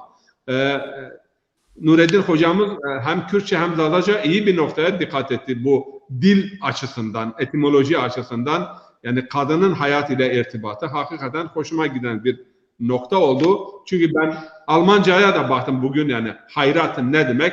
O da aynısı, yani yuva tedarik etmek, yuva kurmak yani anlamında. Şimdi zevç kelimesi kullanılıyor Kur'an-ı Kerim'de. Hem erkek için hem kadın için, yani eşit haklara sahip olan. Bu eşit haklara, eşit sorumluluklara, yükümlülüklere, tabii ki yükümlülükler farklıdır ama hayatta bunlar eşit, iki ortaktırlar. Yani bu bakışla yaklaşıldığı zaman mesele daha iyi anlaşılır. Özveri, fedakarlık, efendime söyleyeyim, bazen kişinin hakikaten kendisini eşinin yerine koyması. Almanca'da güzel bir şey var, yani bir kavram diyor ki mit aynı anda, in aynı anda, neben aynı anda. Yani birbirinin içinde yaşamak, birbirinin yanında yaşamak, kenarında birbiriyle birlikte yaşamak. En düşük yani 2 evde işte 2 insan birbiriyle birlikte. Neben aynı anda, kenarında yaşamak. Ama in aynı anda birbirinin içinde yaşayabilmek için hakikaten erkek kadına öncelik verdiği zaman, onun maslahatını, onun huzurunu, onun saadetini ve onun hoşnutluğunu kendisine tercih ettiği zaman da kadın da aynı şekilde ben eşimin nasıl ve ne şekilde mutlu edebilirim. Bu konuda birçok hadis var elimizde. Yani erkek nasıl davranılması lazım? Bunlara da önümüzdeki programlarda değineceğiz. Yani ideal bir evlilikte roller nasıl olması lazım?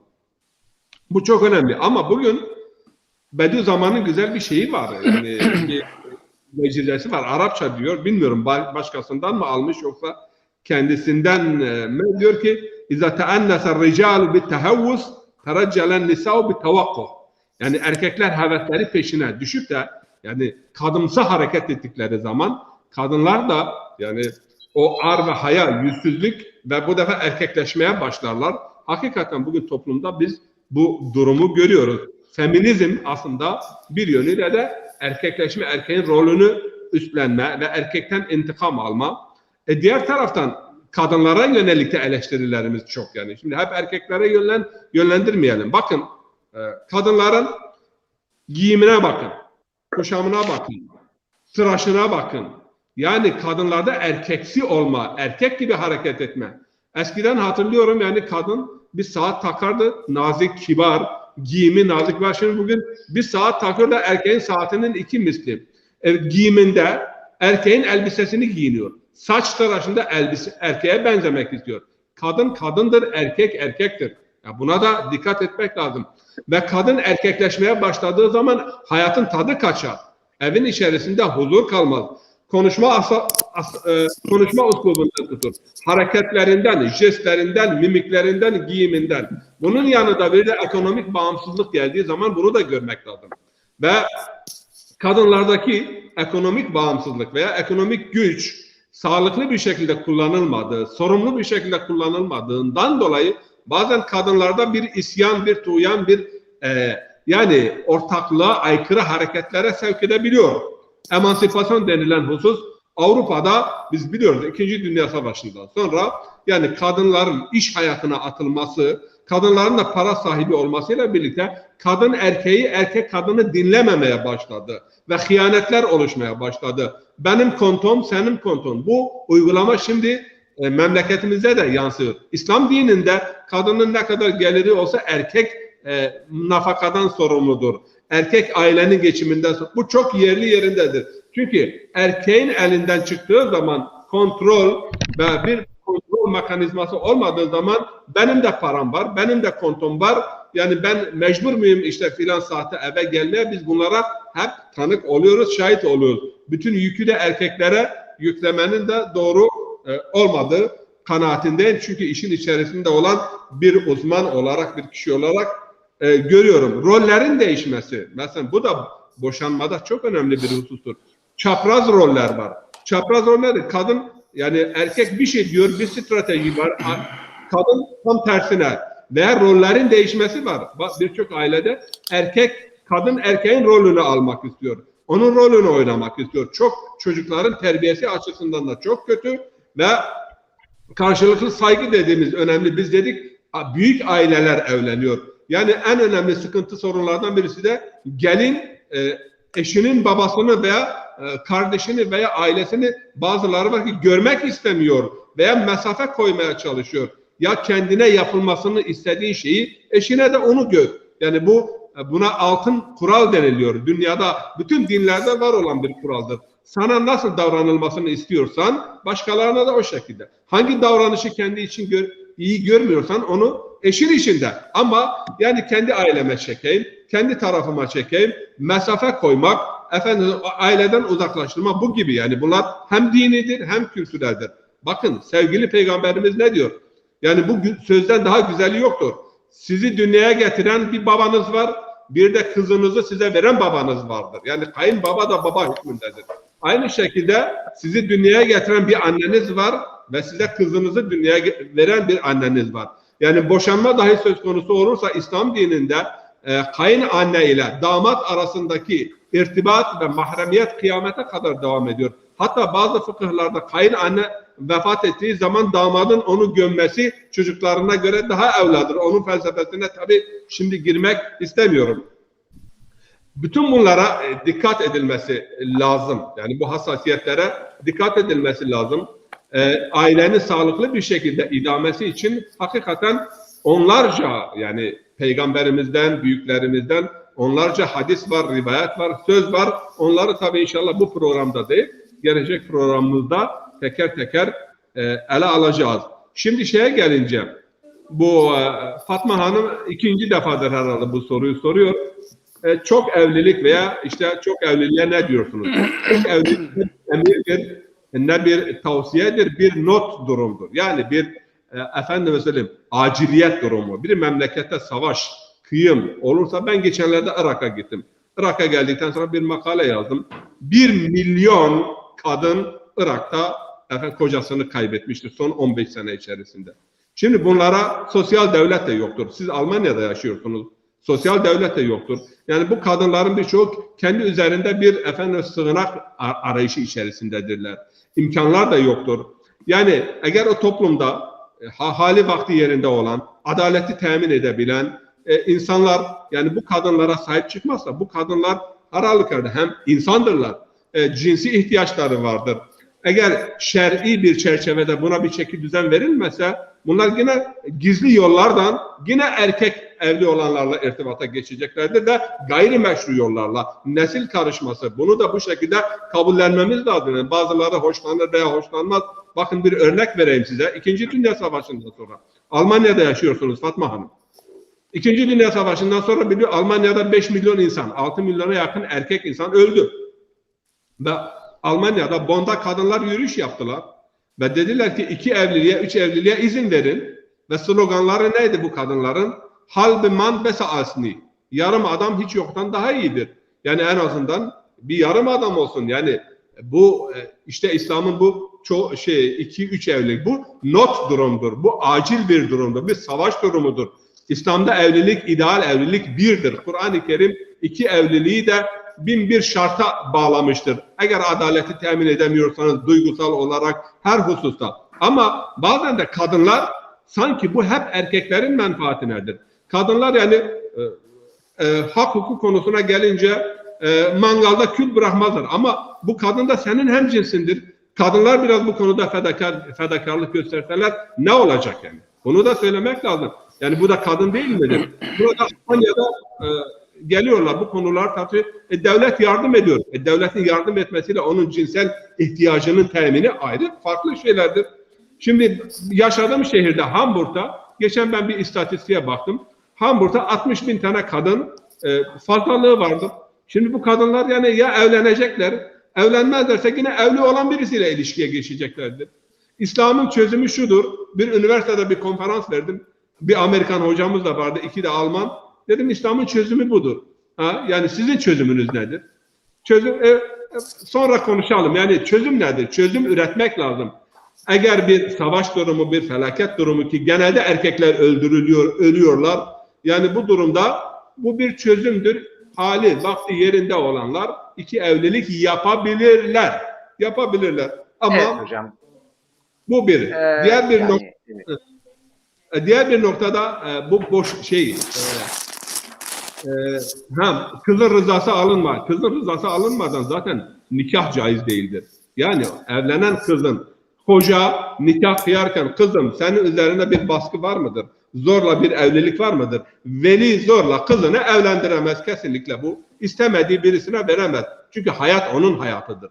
O karşı taraftaki insanla hayatını paylaşacaktır. Böyle bir şey olur mu? Yani biraz önce bunu konuştuk. Başlık bu gibi şeyler, bunlar kültürlerdir. Bunun dinde bir yeri yoktur ve dinde böyle bir şey de caiz değildir. Ben kızı veriyorum, karşılığında bir miktar para alayım veya şey yapayım. Giyim kuşam konusu çok önemlidir yani. Bakın inanın ki Avrupa'da etekler kısaldı, boş yuvalar dağılmaya başlandı. Çok önemli bir husustur. Erkek avcıdır. Erkek avcıdır. Kadın kısmı ise avdır. Erkek cinsi itibariyle böyledir. Daha aktif, daha güzel, daha efendim mesela cazip birisini buldu mu ve karşısında işle ve cilve buldu mu kendisini çabuk kaptırabiliyor, çabuk aldanabiliyor. Ama diğer taraftan geçenlerde Alman meclisinde bu söz konusu oldu ve milletvekillerinin birisi çıktı dedi ki çoğu kadınlarımız da yani çok hafif giyinerek erkeklere habire sinyal veriyorlar, davetiye çıkarıyorlar. Yani o kadar efendime söyleyeyim cinsel cinayetler ve tacizler oluyor. Onun için bakın Kur'an-ı Kerim kadınlar hususunda hem giyime, hem kuşanma, hem konuşmaya, hem yani edaya, yani hem işle ve cilveden sakınmaya davet ediyor. Sağlıklı bir yuva konumuz bugünkü yani konumuz sağlıklı bir evlilik, sağlıklı bir yuva ve bunun devam ve bekası için erkeğe düşen nedir? Kadına düşen nedir? Fedakarlık lazım, muhabbet lazım, aşk lazım ama sadece bunlarla gidilmiyor. Herkes kendi sorumluluğunu hal, hareket, davranıştan tutun, efendim ahlaki, insani, dini değerlere bağlılık, iffet, haya, namus, mahrem, namahrem bütün bunlar önemlidir. Bugün maalesef kültürel bir efendime söyleyeyim savaş vardır. Mahrem, namahrem, iffet, haya bu gibi efendime söyleyeyim değerler ciddi bir bombardıman altındadır. Kimse benim hayamı sormasın, kimsenin mahremi değilim, kimsenin namusu değilim gibi sözler filan. Yani çok Burada her taraftan biz bunları işitiyoruz ama Allah bizi yaratmıştır. O bizim mutluluğumuzun, saadetimizin nasıl ve ne şekilde temin edilebileceğini herkesten daha iyi bilir. Yani yaratan neyi yarattığını bilmiyor mu? O neyi yarattığını biliyor. Ona göre de bir reçete vermiştir. O reçeteyi uygulamaya çalışırsak mutlu ve bahtiyar oluruz. Aksi takdirde hakikaten felaket üstüne felaket. Nesil de kaybolur, karışır, aileler de dağılır, yuvalar da dağılır, huzur ve sükunet de söz konusu olmaz. Hocam ben soruma cevap almadım. Senin sorun, sen hakkını yaşamışsın senden, ne cevabı? Allah gözünü doyursun. İkinci hakkını da kullanmışsın. Üçüncü hak mı? Evet. Evet. Teşekkür ederim değerli hocalarım. Bu güzel sohbetleriniz için ben şahsen kendi adıma söylüyorum. İstifade ettim. Umarım izleyicilerimiz de istifade etmişlerdir. Ben bizi izleyen tüm izleyicilerimize, hasreten mesaj yazan Fatma Hanım'a, İsmail Baytemur'a, Halis Çetkin, İbrahim Bukan, Ahmet Barıştıran, Fırat Atan hocama, evet, Halis Çetkin kardeşimize, Dayılarımdan da Halis Çetkin. Hamza Zailne, Geylan Şirmani Bekiranlı ve Halis Çetkin, evet söylemiştik. Aytaş Haşim, Şuayb Vergi, Vedat Karabulut, Bozyiğit Ali, Bahar Tunç kardeşime, Vedat Karabulut kardeşimize ve bu mesajları gördüm, bu isimleri gördüm, görmediklerim de olabilir. Hepsine hasreten teşekkür ediyorum. Biz Süleyman abimin bir bestesiyle programı bitirmek istiyoruz. Süleyman yani yatmaya giderken Süleyman Ertuğrul'un sesi kulaklarımızda olsun, o şekilde yatalım. Abdullah evet hocam, bir dakikalık bir söz hakkı alayım. Buyurun. Yani bu gizli evlilik, ben şöyle diyeyim, Avrupa'da yaşayanlar, gidenler bilirler. Ben bunu böyle söz olsun diye söylemedim. Daha önce Avrupa'daki vatandaşlarımız bazı evliliklere başvurdular. Çünkü eşleri Türkiye'deydi. Fakat bu zaman içinde Türkiye'ye gelen mültecilerle şu anda gizli evlilik dedim, mahkeme kayıtlarına gittikleri zaman bunları çok rahat bulurlar. Ben burada yani o evlilik meşru bir evliliktir demiyorum. Fakat bir araya gelme başka bir eşle nedenlerinden, en büyük nedenlerinden biri budur. Para sahipleri, imkan sahipleri yani bir eşle yetinmiyor. Her ne kadar şey olsa ama bu neticede ortaya çıkıyor ve ailenin dağılmasına neden oluyor. Ama gizli olunca meşru mu oluyor? Yoksa hayır. olan gayrimeşrudur. Ben şunu, gizli tabirini şunu kullandım. Yani biz toplumda zannediyoruz ki hakikaten bu iki eş arasında bir sorun vardır. O sorun da nedir? Geçimsizliktir. O geçimsizliğin esas kaynağı başka bir eşle yatıp kalkmasıdır. Ve buna da bir kılıf uyduruyorlar. Ben mesela Diyanet imamlara mesela şunu söylerim.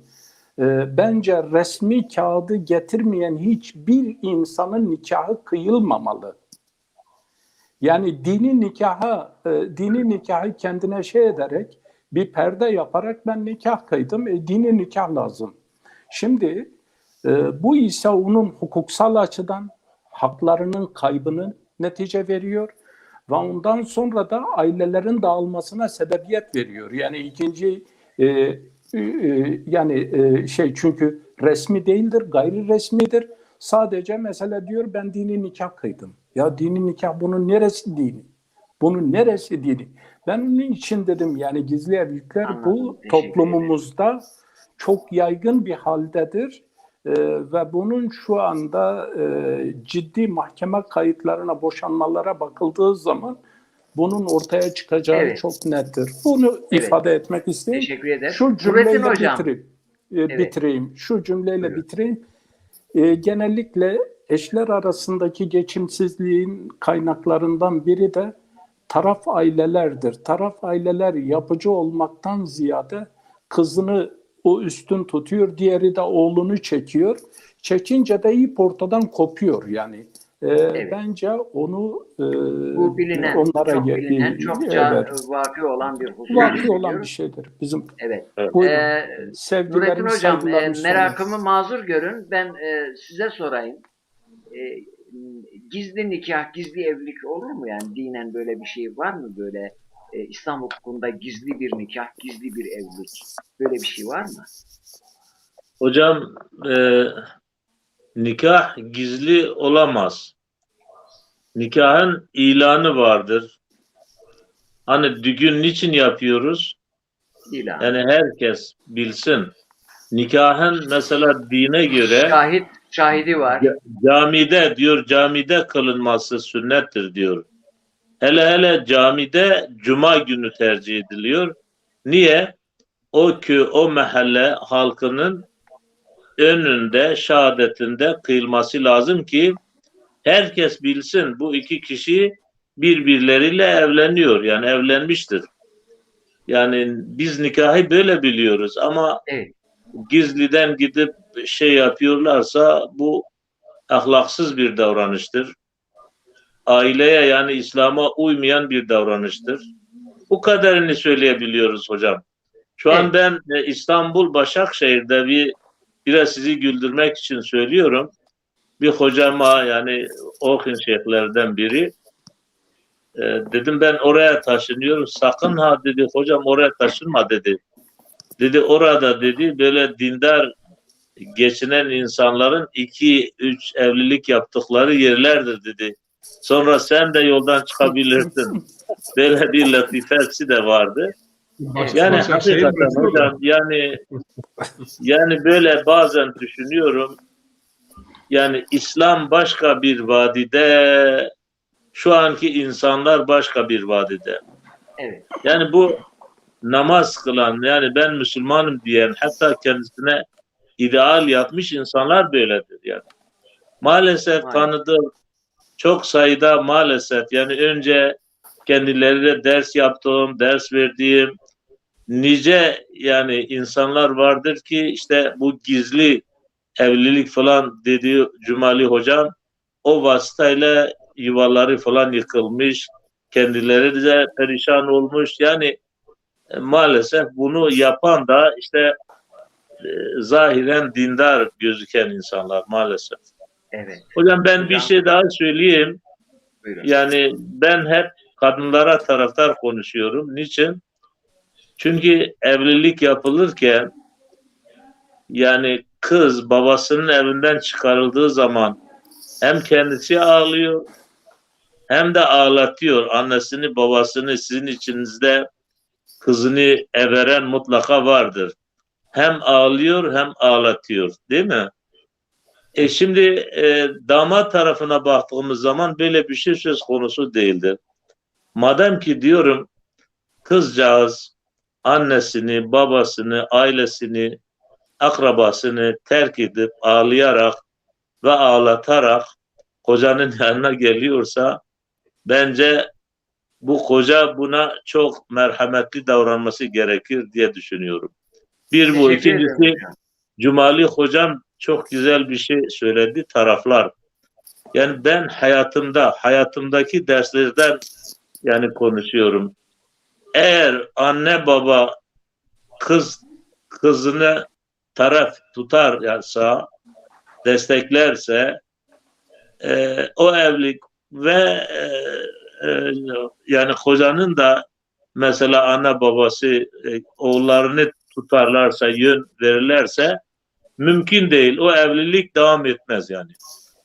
Yani asıl olan yani anne babalar her iki taraf da onların iyiliği için yardımcı olmaları lazım. Ben bir adetim var. Ben 5 tane kız elhamdülillah everdim. Ben onu çıkarmak üzereyken şu tavsiyede bulunmuşumdur. Evladım, sen bundan sonra benden çok gideceğin yerin evladısındır. Yani yine ben buradayım, senin babanın, anneniz, ama sen oraya gideceğin yerin artık evladısın. Sen o gözle oraya bakmalısın. Böyle yapıldığı zaman evlilikler sürer hocam.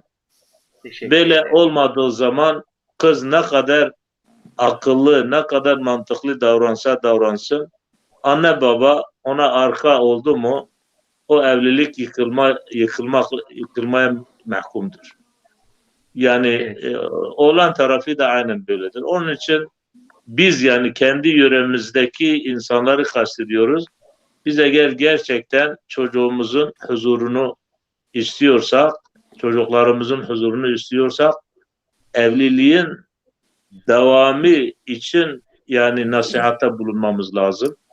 Hep o yönde çalışma yapmamız lazım diye düşünüyorum. Teşekkür ederim hocam. Belirttiğiniz gibi hem hukuki ilkeler hem de ahlaki ilkeler zayıfları korumak için konur. Aynen. Tabii ki kadın erkeğe göre daha zayıftır. Biz yani kadına taraf, yani kadının hakkını Hazreti Peygamber sallallahu aleyhi ve sellem veda hutbesinde üstüne basa basa da Evet konuşuyor. hocam, evet. Evet. Kadın zayıftır yani. Zayıfı desteklemek lazım yani. Kadın, işte yetim, fakir, yani dinler bunları korumak için gelmiş. Geçenlerde bir kitap gördüm hocam. Evet. Erkeklerin hakları. Valla şu an yani sosyal medyaya baktığımız zaman bence erkekler ne bileyim yani daha sanki mağdur durumda gözüküyor yani. Yani o durum da var maalesef. Ama Hocam yani gerçekten hocam Allah yani bizleri korusun, evlatlarımızı korusun, alemi İslam'ı korusun. Bazen hani böyle televizyona baktığımız zaman maalesef öyle olaylar cereyan ediyor ki kadınlar hele bir bakın her gün 4-5 tane Türkiye'de, o da yani sosyal medyaya yansıyanlardır. Hele yansımayan nice olaylar yaşanıyor. Yani öyle çok acı bir şekilde bunlar katlediliyor ki hocam. çok Yani bence bilmiyorum yani artık hükümet ne yapıyor, ne ediyor yani hep böyle seyirci kalınıyor gibime geliyor mesela. Yani biz şimdi burada bir vicdani ve İslami olarak konuşuyoruz. Bizim bu konuşmalarımızın herhangi bir müeyyidesi söz konusu değil. Ama müeyyide olması gerekir bunlara karşı. Bu durumların yaşanmaması veya az yaşanması için mutlaka müeyyideler getirilmesi gerekiyor diye düşünüyorum. Yani çok hazin bir durum var ya, korkunç bir durumla karşı karşıyayız. Yani adam gayrimeşru götürüyor kızcağızı, efendime söyleyeyim, her türlü melaneti yaşadıktan sonra efendime söyleyeyim ya bıçakla ya başka şeylerle öldürüp atıyor gidiyor. Yani bilmiyorum yani bu nedir ya, bu neyin nesidir ya acaba? Bu nedir başımıza geliyor yani? Allah korusun yani. وَمَنْ أَعْرَضَ عَنْ ذِكْرِي فَإِنَّ لَهُ مَعِيشَةً ضَنْكًا. Aynen hocam odur. Yani şimdi desek ya kızım senin ne işin var? Sen namusun var, haysiyetin var. Sen Müslümansın. Cenab-ı Allah sana çok özellikler vermiş. Yani sen gidip gayrimeşru o insanlarla yaşayıp da netice itibariyle bu şeylerle karşılanacağına ya dini, İslami bir evlilik yap da bu tür şeylerden kurtul. Yani biz sadece erkeği burada suçlu saymıyoruz. Aynı zamanda kadın da suçludur. Yani. Demin hocamın dediği gibi yani cazibe olmamalı İslam'da. Hani hocam çok güzel ifade etti. Yani giyimine, kuşamına kadınlar çok dikkat etmeli. Maalesef ben Müslümanım diyenlerin ailelerine baktığım zaman utanıyorum yani.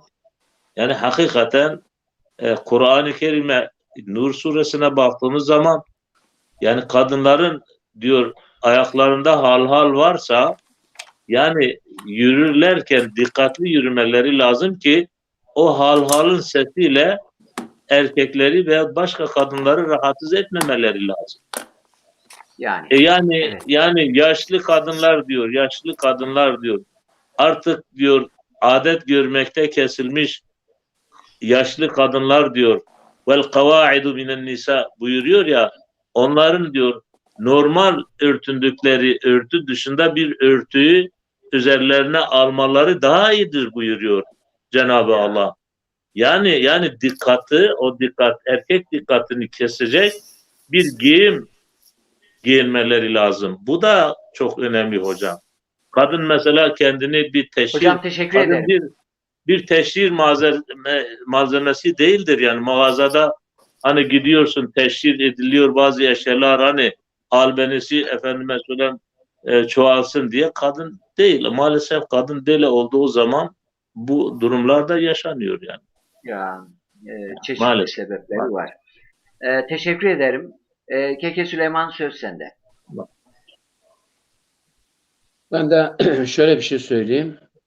Aslında bu boşanmaların bir nedeni de yine kadınlardan kaynak. Erkek annesi kendi oğlunu övdükçe, gelini yerdikçe bu evliliğin yürümeyeceğini o da iyi biliyor, kız tarafı da iyi biliyor. Ve evdeki huzursuzluğun en büyük nedeni gelin kaynağının sorunu. Yani olayı alevlendiren gene kadındır. Onu söyleyeyim yani. Boşanmalara yol açan kadınlardır. Tabii erkekler de bu işin içinde var ama erkekler diyelim %10'sa kadına %90'dır yani bu işi karıştıran kadınlar. Onun için diyorum ki yine de biz iyi düşünelim. Tüm eşlerin, dostların, arkadaşlarımıza mutluluklar, huzurlu günler, huzurlu yaşamlar diliyoruz. Allah hepsini evinde mutlu etsin, çoluk çocuğuyla. Amin, amin Süleyman hocam, amin. İlgili Allah kimsenin huzurunu bozmasın inşallah. Bir parçayı okuyayım. İncitmek kalbimi benim değildir, sahibi hüdadır, sonra incinir. İncitmek kalbimi benim değildir, sahibi hüdadır, sonra incinir. İnanma ihanet hiç hoş değildir. Vallahi yaradan bize gücenir. İnanma ihanet hiç hoş değildir.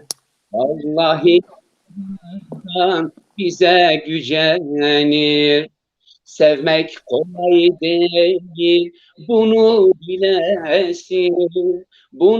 bilesin. Sevgi yürek ister, alem öğrensin. Sevmek kolay değil, bunu bilesin. Sevgi yürek ister, alem öğrensin. Kırılan bir kalbin özür olmaz. Affedeki Rabbim seni affetsin. Kırılan bir kalbin özür olmaz. Affedeki Rabbim seni affetsin. Ertuğrul der yürek saf cam gibidir. Onu kıran Mecnun gibi delidir. Ertuğrul der yürek saf cam gibidir. Onu kıran Mecnun gibi delidir. Kalp kırmak Mekke'yi yıkmaya benzer. Tamiratı asla mümkün değildir. Kaçırmak mekan yıkmaya benzer. Amiratı asla mümkün değildir. Allah razı olsun. Teşekkür ederiz. Programımıza katılan değerli katılımcılarımıza çok teşekkür ediyorum. İzleyicilerimize teşekkür ediyorum. Haftaya muhtemelen aynı konuya devam edeceğiz ama aklımdan geçti, ben teklif edeyim burada izleyicilerimizin huzurunda. Ya çok güzel iki tane rol model var biliyorsunuz evlilik konusunda asr-ı saadette. Bir Hazreti Fatıma var, bir de Hazreti Hatice var. Bu ikisi. Özellikle bu ikisi, buna benzer pek çok güzel rol modeller var. Yani bir dahaki programımızda acaba bu iki annemizi mi anlatalım diye aklımdan geçti. Bir dahaki programda biz bunu görüşürüz programdan sonra inşallah. Tekrar görüşmek üzere. Hoş kalın, hoşça kalın, esen kalın, mutlu kalın. Aynı yastıkta kocayın diyoruz. Selamun Aleyküm ve Rahmetullahi. Aleyküm selam ve rahmetullahi ve berekatuhu. Allah müsaade ederse.